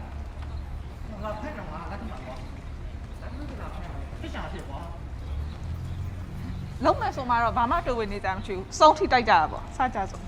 ကဲလားစကျွန်တော်တို့ဖွဲ့အနေနဲ့ဒီနေ့လမ်းပေါ်ထွက်ပြီးဆန္ဒပြရတဲ့အကြောင်းရင်းကတော့ပြည်သူလူထောက်ခံမှုကိုတခဲနဲ့ရရှိပြီးတော့အနိုင်ရရှိထားတဲ့ပြည်သူအစိုးရကိုမတရားနည်းနဲ့ဖြုတ်ချပြီးတော့အာဏာလုယူထားတဲ့စစ်အာဏာရှင်အစိုးရကိုအလိုမရှိကြောင်းပြည်သူလူထုတရက်လုံးကိုသာကျွန်တော်တို့အဖွဲ့ကနေစတင်ပြီးတောင်းဆိုလိုက်ရခြင်းပဲဖြစ်ပါတယ်ခုချိန်မှာဆိုလို့ရှိရင်ကျွန်တော်တို့ရဲ့ပြည်သူကောင်းဆောင်နိုင်ငံတော်ရဲ့အတိုင်းအမြံပုဂ္ဂိုလ်ဒေါက်တာဆန်းစုကြည်နဲ့နိုင်ငံတော်တမန်တော်ကြီးဦးဝင်းမြင့်တို့ကိုလည်းမတရားနည်းနဲ့နေကျဲချုပ်ဖမ်းဆီးထားကြပါတယ်ဒါအပြင်အစိုးရအဖွဲ့ဝင်ပုဂ္ဂိုလ်အချို့ကိုလည်းမတရားနည်းနဲ့ဖမ်းဆီးထားပါတယ်ဒီလိုမျိုးဥပဒေနဲ့မညီတဲ့မဲမဲစရိုက်ဆန်တဲ့အပြုအမူတွေကိုကျွန်တော်တို့ပြည်သူလူထုအနေနဲ့ဘယ်နည်းနဲ့မှလက်မခံနိုင်ပါဘူးဒါကြောင့်မို့လို့မတရားဖမ်းဆီးထားတဲ့နိုင်ငံတော်ရဲ့အစိုးရအဖွဲ့ဝင်ပုဂ္ဂိုလ်အချို့နဲ့နိုင်ငံရေးတက်ကြလှုပ်ရှားသူတွေအားလုံးကိုအများဆုံးလွတ်ပေးဖို့အတွက်ကျွန်တော်တို့အဖွဲ့ကနေပြည်သူလူထုတရက်လုံးကိုသာတောင်းဆိုလိုက်ရပါတယ် ဆရာနာရှင်စနစ် လုံးရှိလုံးရှိ ဖန်စီထားသောခေါင်းဆောင်များ ချက်ချင်းလို့ သမရာကြီးဦးဝင်းမြင့် ကျမ်းပါပါစေ ဘေစု ကျမ်းပါပါစေ ဖန်စီထားသောခေါင်းဆောင်များ ချက်ချင်းလို့ ဆရာနာရှင်စနစ် လုံးရှိသမရာကြီးဦးဝင်းမြင့် ကျမ်းပါပါစေ ဘေစု ကျမ်းပါပါစေ ဖန်စီထားသောခေါင်းဆောင်များ ချက်ချင်းလို့ ဟမ်မင်းတို့ဘသူခွင့်ပြုတဲ့ဆန္ဒပြတော့ဟမ် ဒီတော့ညဉ့်ညမ်းတော့ဆန္ဒ ပြောနေကောလူသူကောကော ဘာရှိတာ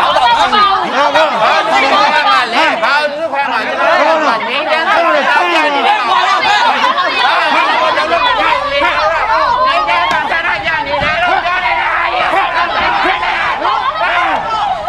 ယ်လေတရားလို့လုံးနေတော့မနောက်ဘူးဘာလို့လဲဘာရဲတိုင်းလာရီလား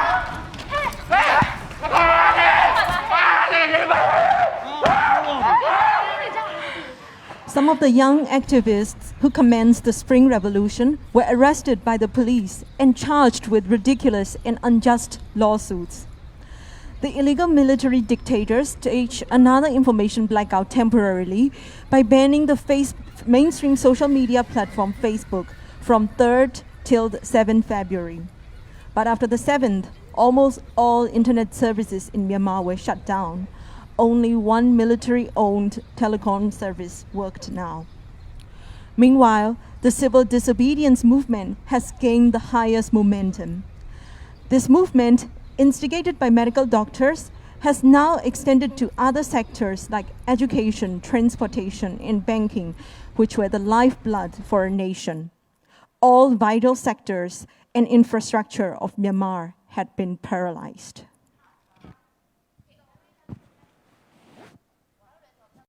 In addition to the civil disobedience movement of the civil servants, people from all over Myanmar resisted the military regime by banging pots and pans at home. This movement is called Kesarola So, traditionally believed to shoo away demons and devils.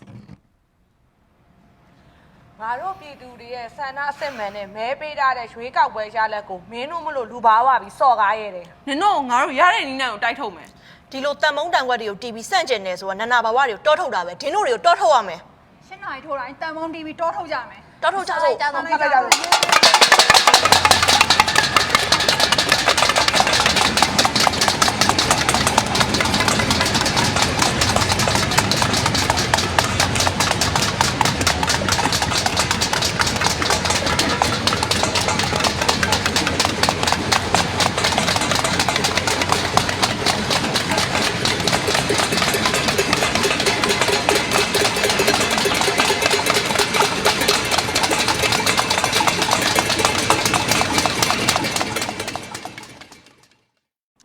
Now, it's been almost 1 week since the military took the throne shamelessly, despite the people trying their best to drag them down as they do not deserve it. The mood of the people got more intense, and they prepared to go out on the road and protest. On February 6, 2021, a young political activist named Ma'it Tenzama led the strike with thousands of people. It was inspiring to see thousands of people marching out on the roads in opposition to the military dictators. Although the people of Myanmar were out on the roads protesting against the military junta, they extended their sincere love and kindness towards those security forces who were not yet crazy over power. The protesters begged the security forces to join hands with them to oppose the unlawful action. တို့ပြည်သူတွေညီရဲ့လားဟဲ့ ညီရဲ့ဟဲ့ညီရဲ့ဟဲ့ ဒီမိုကရေစီရရှိရေး တို့ရဲ့ ဖန်စီထားသောခေါင်းဆောင်များ ချက်ချင်းလို့ ပါလဲနော်အရေးတော့ဘုံအောင်ရမည်အရေးတော့ဘုံအောင်ရမည်တပိတ်ဟုတ်ဆန္ဒဒီမိုကရေစီရရှိရေးတို့ရဲ့ဆရာနာရှင်စနစ်လုံးရှိဖန်စီထားသောခေါင်းဆောင်များချက်ချင်းလို့ဒီမိုကရေစီရရှိရေးတို့ရဲ့တပိတ်မောက်ဆန္ဒပြအရေးတော့ဘုံအောင်ရမည်အရေးတော့ဘုံအောင်ရမည် However, in an attempt to prevent the spread of news about the protests to the international community, all internet access were shut down that whole day. Hello, ဒီဘယ်ရောက်နေလဲပြန်လာပြီလားအမေဒီမှာနင့်ကိုစိုက်ပုံနေပြီပြန်လာတော့မရဘူးဆန်းဆုံးကလုံထိန်နေတယ်ဝိုင်းထားတယ်အဲ့ဒါဆိုတော့ မဖြစ်ဘူးမြင်မြင်အကူကြီးတောင်းမှဖြစ်မယ်ပတ်ဝန်းကျင်ကိုမြင်မြင်အကူကြီးတောင်းထားတော့ငါဒီမှာလုံးလိုက်အောင်မယ်ဆက်သွယ်ကြည့်လိုက်အောင်မယ်โอเคဒါပဲနော်ငါတို့နားထောင်အောင်နော်ဟုတ်တယ်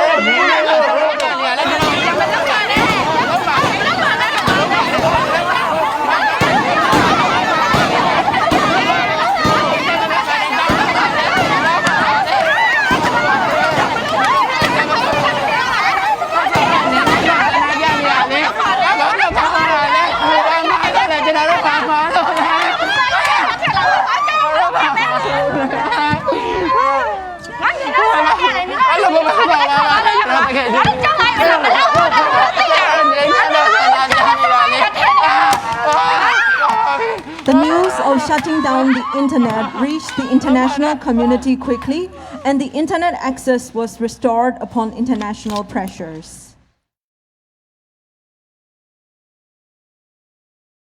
The pillars of the governmental system were on the verge of collapse owing to the strong-willed CDMers. The junta took various retaliation measures like persuasion first, followed by violence and threats to force the staffs to return to work. However, as CDM was the only effective weapon to seriously cripple the tentacles of junta's unlawfully usurped power, Myanmar people were determined to see it through to the end.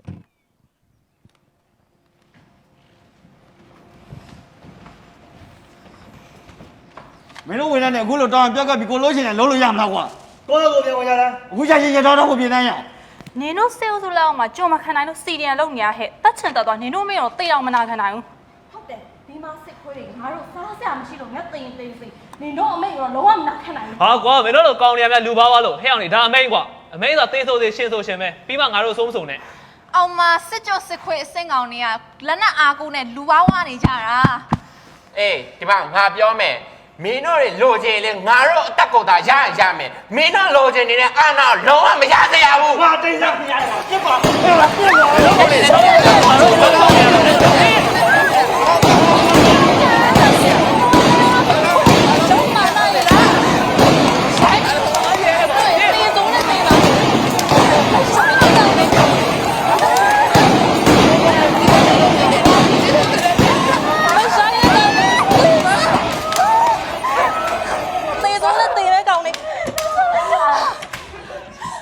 That was just a taste of the inhumane acts and atrocities that Myanmar people will face in the coming days. The true nature and aggression of the police force and soldiers were starting to reveal gradually. Despite the military's attempt to stop the protests and persuade people to agree with that one-year temporary takeover, CDM movement, the Kesarolaso protest, and the strike force gained more momentum than ever. They exerted great pressures on the junta's governmental system. However, Myanmar citizens were no longer the same as their counterparts in 1988, and the new generations of Myanmar people came up with innovative and non-violent ways to let the world know their opposition against the junta. The strikes and protests were expanding day by day, with thousands of people rallying to demonstrate in major cities, and the military began preparation for their crackdown. The so-called security forces of the military council began to suppress the non-violent peaceful protesters using undue forces and violent measures.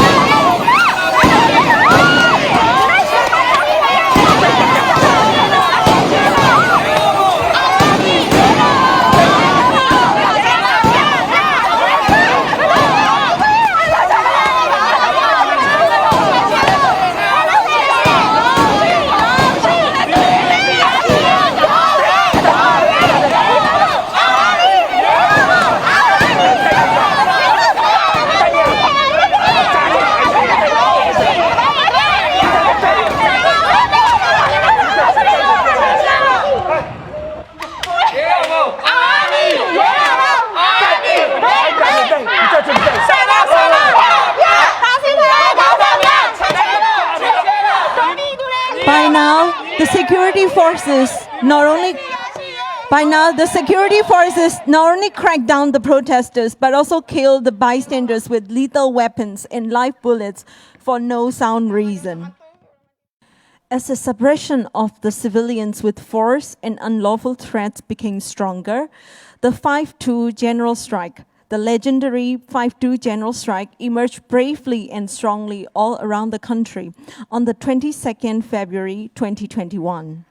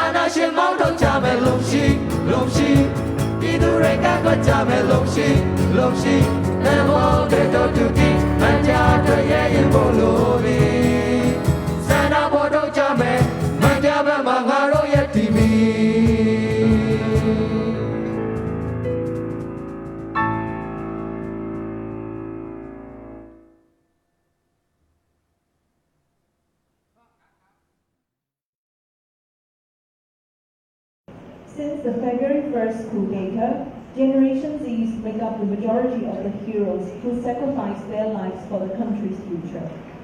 These pro-democratic new generations of Myanmar who detested the dictatorship, forcefully fought and resisted it without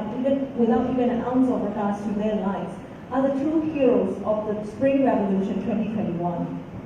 For the parents of these warriors who did not think twice before allowing their precious offspring to go out on the roads to fight for a better Myanmar, the cost they had to pay was unfathomable. တော်တော့မယ်မေ ဒီလိုအန်ဒီရများတဲ့နေရာကိုအမေမလွတ်ချင်ပဲမယ်ငါသားတို့မျိုးဆက်ကဒီစစ်အာဏာရှင်တွေကိုအမြင့်ဖြတ်ရမှာဖြစ်တဲ့အတွက်ကြောင့်သားတော့သွားဒါပေမဲ့ဂယူတော့ဆိုင်ဒါတငယ်ချင်းကိုဂယူဆိုင်နော်အန်ဒီစိတ်ချမယ် ဟုတ်ကဲ့အန်ဒီဂယူးဆိုင်ပါပဲကျွန်တော်တို့က defense team အားဆိုတော့လေအချင်းချင်းကကာကွယ်စောင့်ရှောက်ကြမှာပါအားမစိတ်မပူနဲ့တော့အန်ဒီအေးပါသားရဲ့အမေသားဖမ်းခံလာပြီတခုဖြိုသွားနေတာအမေကအမေသားလည်းခေါ်ယူနေရမှာအမေသားဆွမ်းတာအမေသိပါတယ်ဒါပေမဲ့ဖះကြီးကတော့ဂယူးဆိုင်နော်ဒါအမေဆူတောင်းပေးနေမယ်အေးစောစောပြန်ခဲ့နော်ဟုတ်အမေသားအိမ်အောင်ပြန်လာခဲ့ပါမယ်အမေစိတ်ချမယ်သားတို့အနီစိတ်ချမယ်နော်ဟုတ်အန်ဒီသွားလိုက်အောင်မယ်ခင်ဗျာသားရဲ့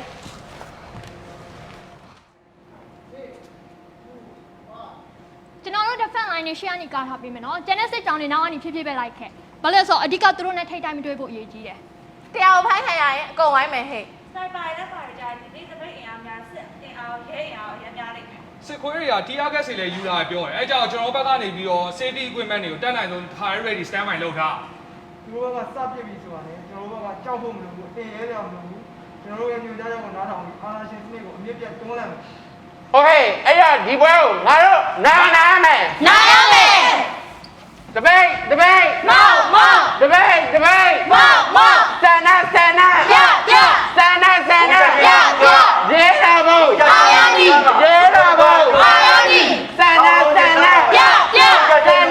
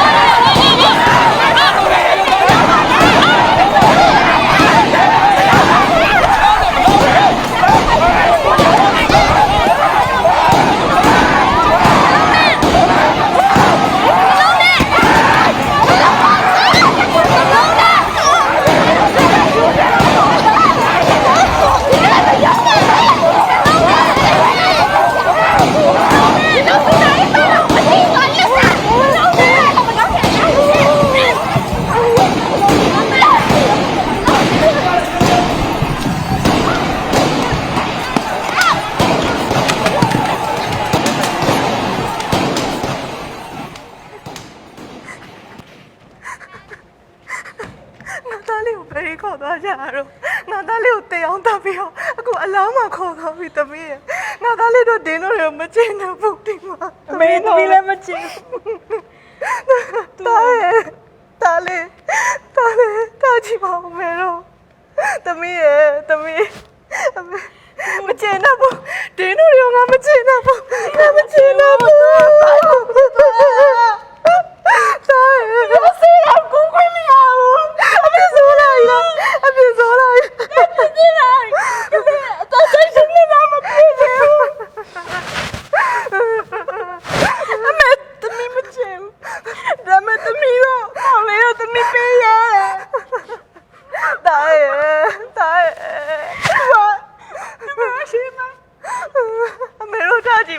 ငါသားလေးတော့ငါမချင်ဘူးသမီးလုံးဝမချင်ဘူးဒီနေ့ကငါမချင်ဘူးမောနဲ့မချင်ဘူးအတွက်သမီးကောင်းရမယ်သမီးလည်းမငိုအမေလည်းမငို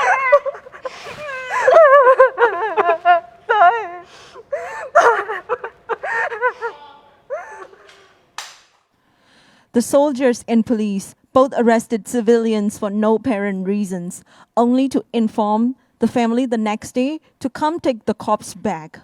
They are terrorists, weaponized and power-hungry, who would commit raids, tortures, and brutal homicides arbitrarily.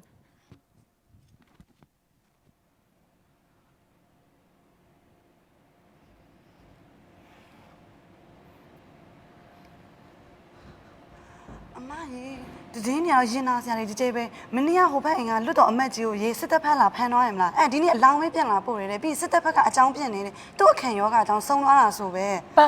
Being animalia, let me to Yaja, Sanabia Tata. Oh, no, good, and the man will be poaching me somewhere. At the Millie Kamyama, go in a Kaline, a quite go in your mind. Moikani park any mamma, ye, Jinazia ribe. Shine at a county, Lucio, my Lucico, Machijaro, who I don't think she threw a quiz, she dara, my.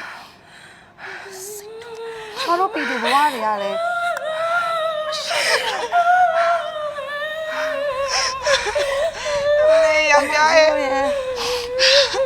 Many are my trust. I can't reach out of some machine. The man is throwing a losing machine. I love it.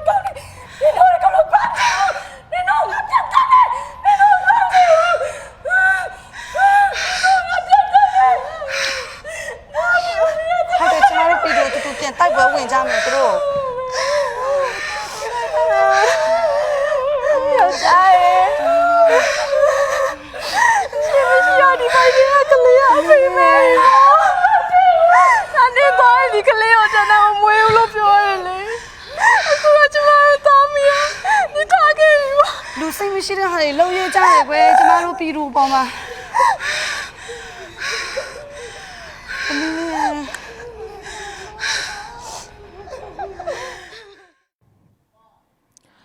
Under the pretense of protest breakdown, they vandalize the properties and homes and they endanger people's safety and lives day and night. They shoot in day and break into houses at night. They cold-bloodedly murder innocent children. They detain and viciously torture women. They ruthlessly beat up the men, even the medic teams, and deny any medical treatments. And worst of all, these sadistic acts are committed every single day in Myanmar.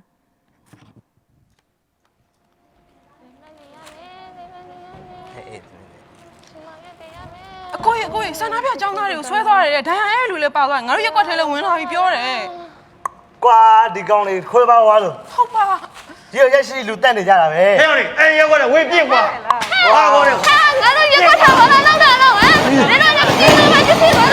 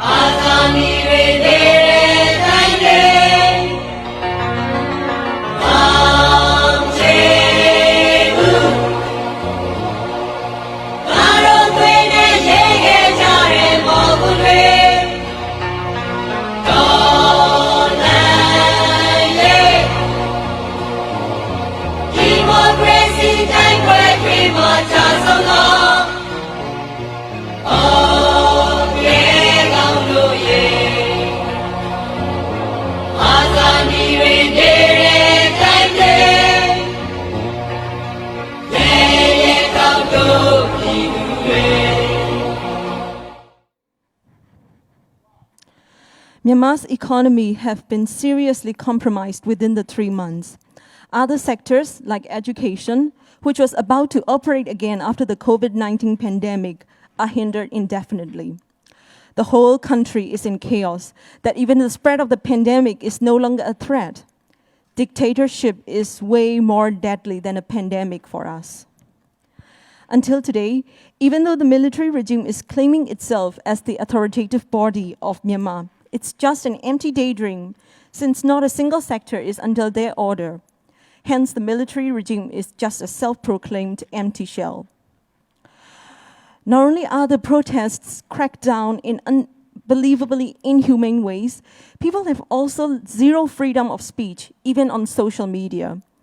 Those who criticize or condemn the military on social media are charged with at least a 3-year sentence.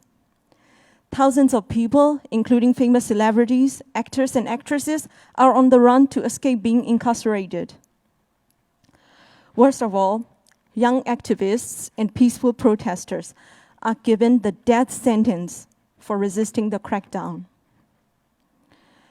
So, it's extremely crucial that the international society come together to offer humanitarian aids and support for terminating these barbaric crimes and restoring democracy in Myanmar.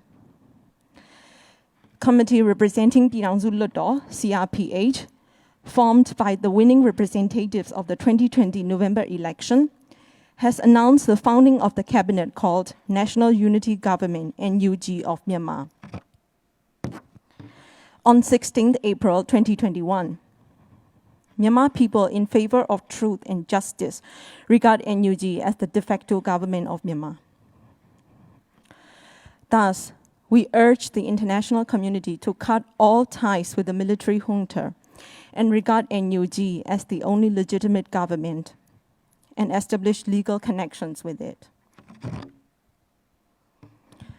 This is for the people and for the democratic re-establishment of Myanmar. Justice must prevail. အရေးတော်ပုံအောင်ရမည် အစီအစဉ်6အနေနဲ့မဟီရောတက္ကသိုလ် College of Music မှအကြောင်းသူမဝဝဆန်မှကိုရိုင်းရေးဆက်တည်ကုန်းထားသောຫນွေဦးတော်လှန်ရေးတခြင်းတစ်ပုဒ်ကိုတန်ဆောင်တီးဝိုင်းဖြင့်ဖျော်ဖြေတင်ဆက်မှာဖြစ်ပါတယ်။သို့ဖြစ်ပါ၍ဖျော်ဖြေတင်ဆက်ရန်မဝဝဆန်နှင့်အဖွဲ့ကိုစင်မြင့်ထပ်သူဖိတ်ခေါ်အပ်ပါရရှင်။ According to the agenda 6, Miss Wawasan will represent the song for her original writing. The title name of the song is Federal Pitongsu. Please welcome Miss Wawasan and the musician on the stage for the performance.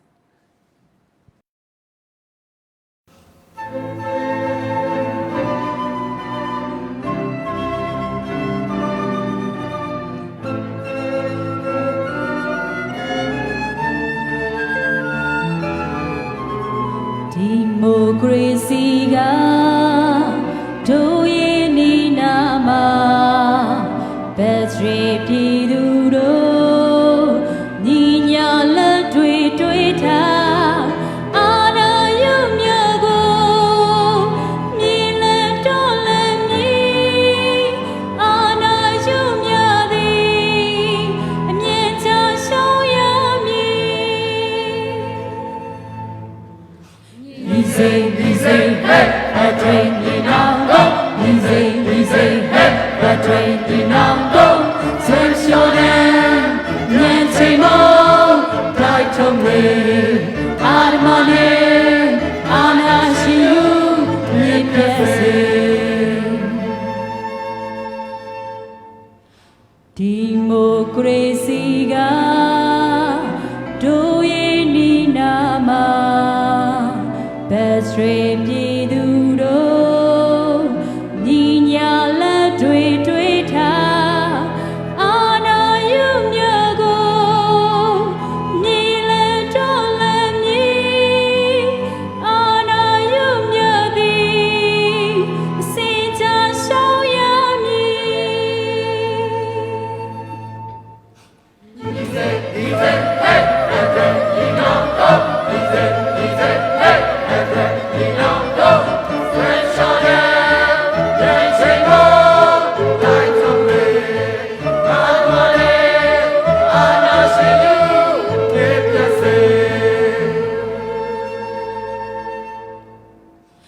Democracy ga do ye ni na ma best rap du do ni nya la twi twi tha ana yu mya go ni le to le mi ana yu mya di sin cha shao ya mi Democracy ga do ye ni na ma best rap du do ni nya la twi twi tha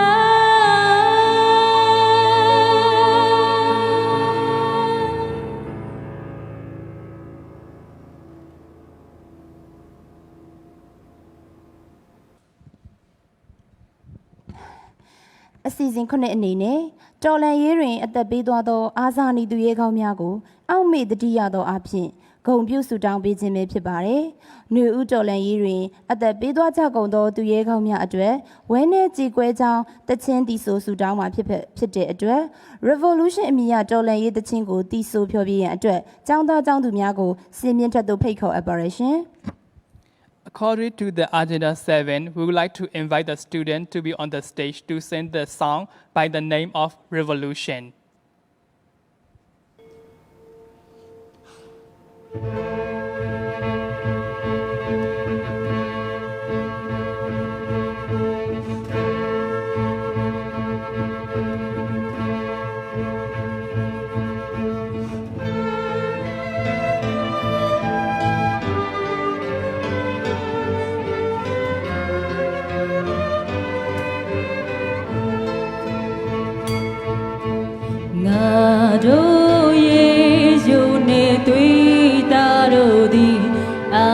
She just show Piami. A child, the Yane, Chong now, Lomaya Gaby, Piduri, Tai Puentua, Pipi.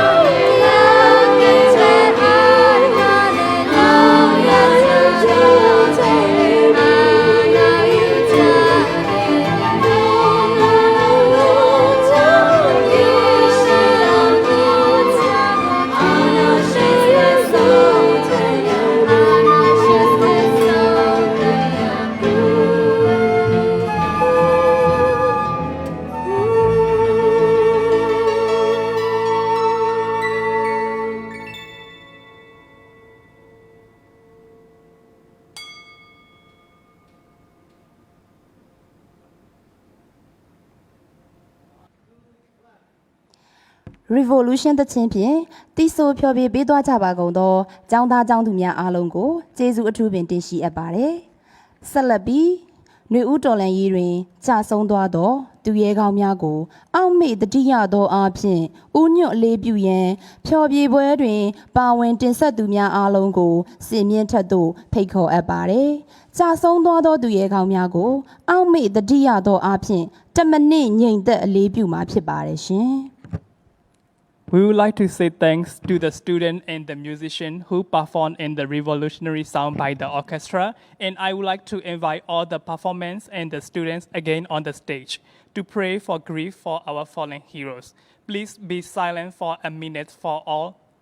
fallen heroes in Myanmar's Spring Revolutions.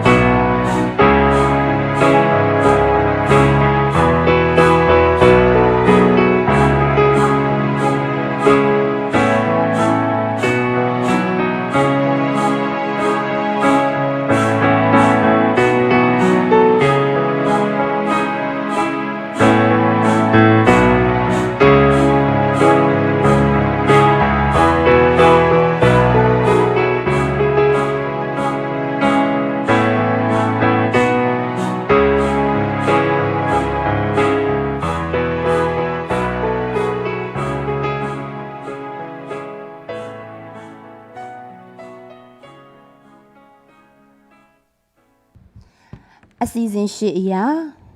ထိုင်းနိုင်ငံရောက်မြန်မာကျောင်းသူကျောင်းသားများအတိုင်းဝိုင်းမှကိုယ်စားလှယ်2ဦးမှာမြန်မာຫນွေဦးအနုပညာနှင့်ယဉ်ကျေးမှုဖျော်ဖြေပွဲစီစဉ်ဖြစ်ပုံနဲ့ပတ်သက်ပြီးကျေးဇူးတင်စကားပြောကြားပေးမှာပဲဖြစ်ပါတယ်။သို့ဖြစ်ပါ၍ကိုယ်စားလှယ်2ဦးအားဆင်မြင့်ထက်သို့ဖိတ်ခေါ်အပ်ပါတယ်ရှင်။မင်္ဂလာပါ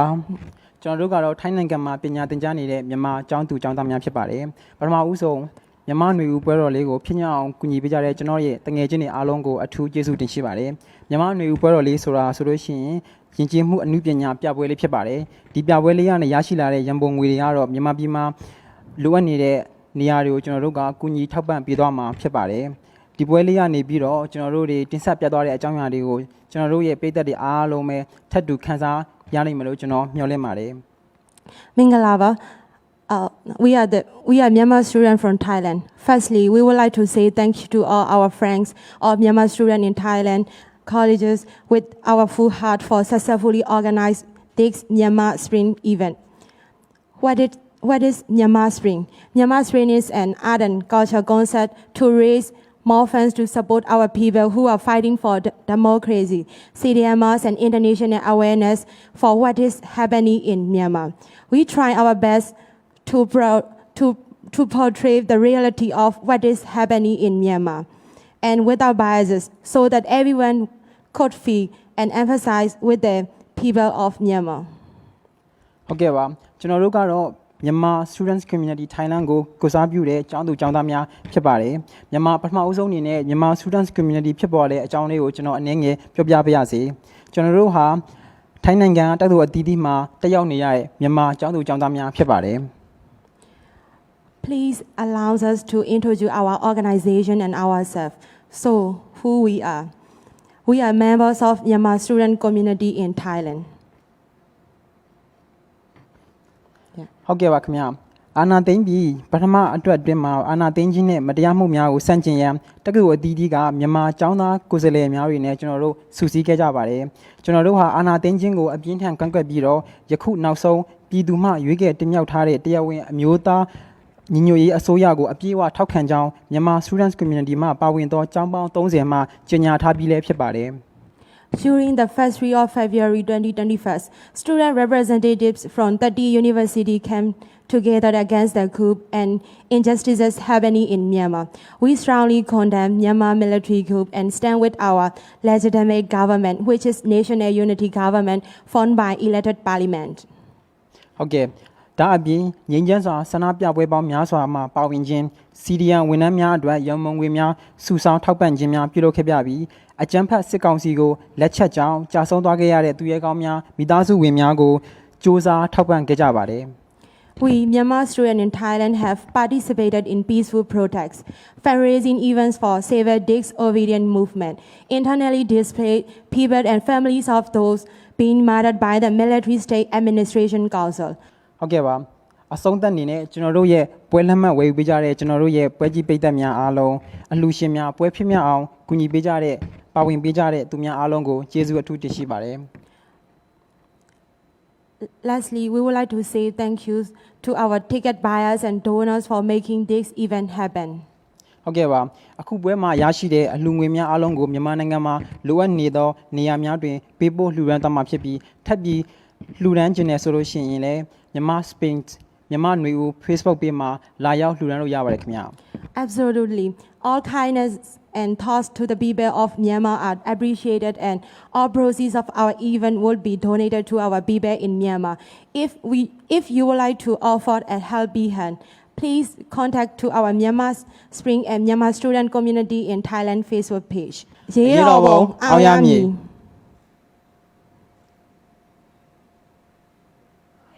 ချိုးတွေမပြန်နိုင်တော့ချိန်တချို့တွေပြန်မဆုံးနိုင်တော့ချိန်တချို့တွေအမောင်ရံတွေထဲလမ်းပြောင်းခဲ့ပြီဒီနေ့မှရအောင်မြင်ပြီးရောင်နေတွေလင်းချိန်တကယ်ပဲသင်တို့လေးပြလုံးနိုင်မလားဒီချေလေးတွေကျွေးလန်းချိန်သင်တို့လေးပြလုံးရဲ့လားအနာဂတ်တွေဟာမပြေကြတော့ပါ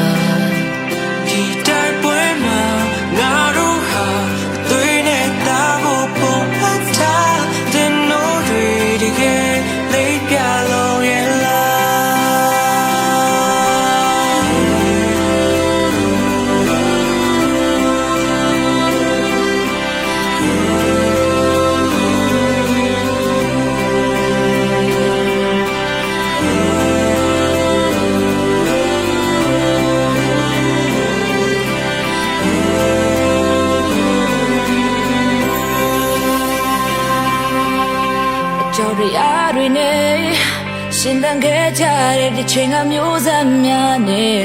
အရူးရဲ့တိုက်ပွဲမျော်လင့်နေတဲ့ရွှေရောင်နေရမြစီလမ်းလို့သွားဖို့ရီဦးငယ်ရဲ့အောင်ပွဲ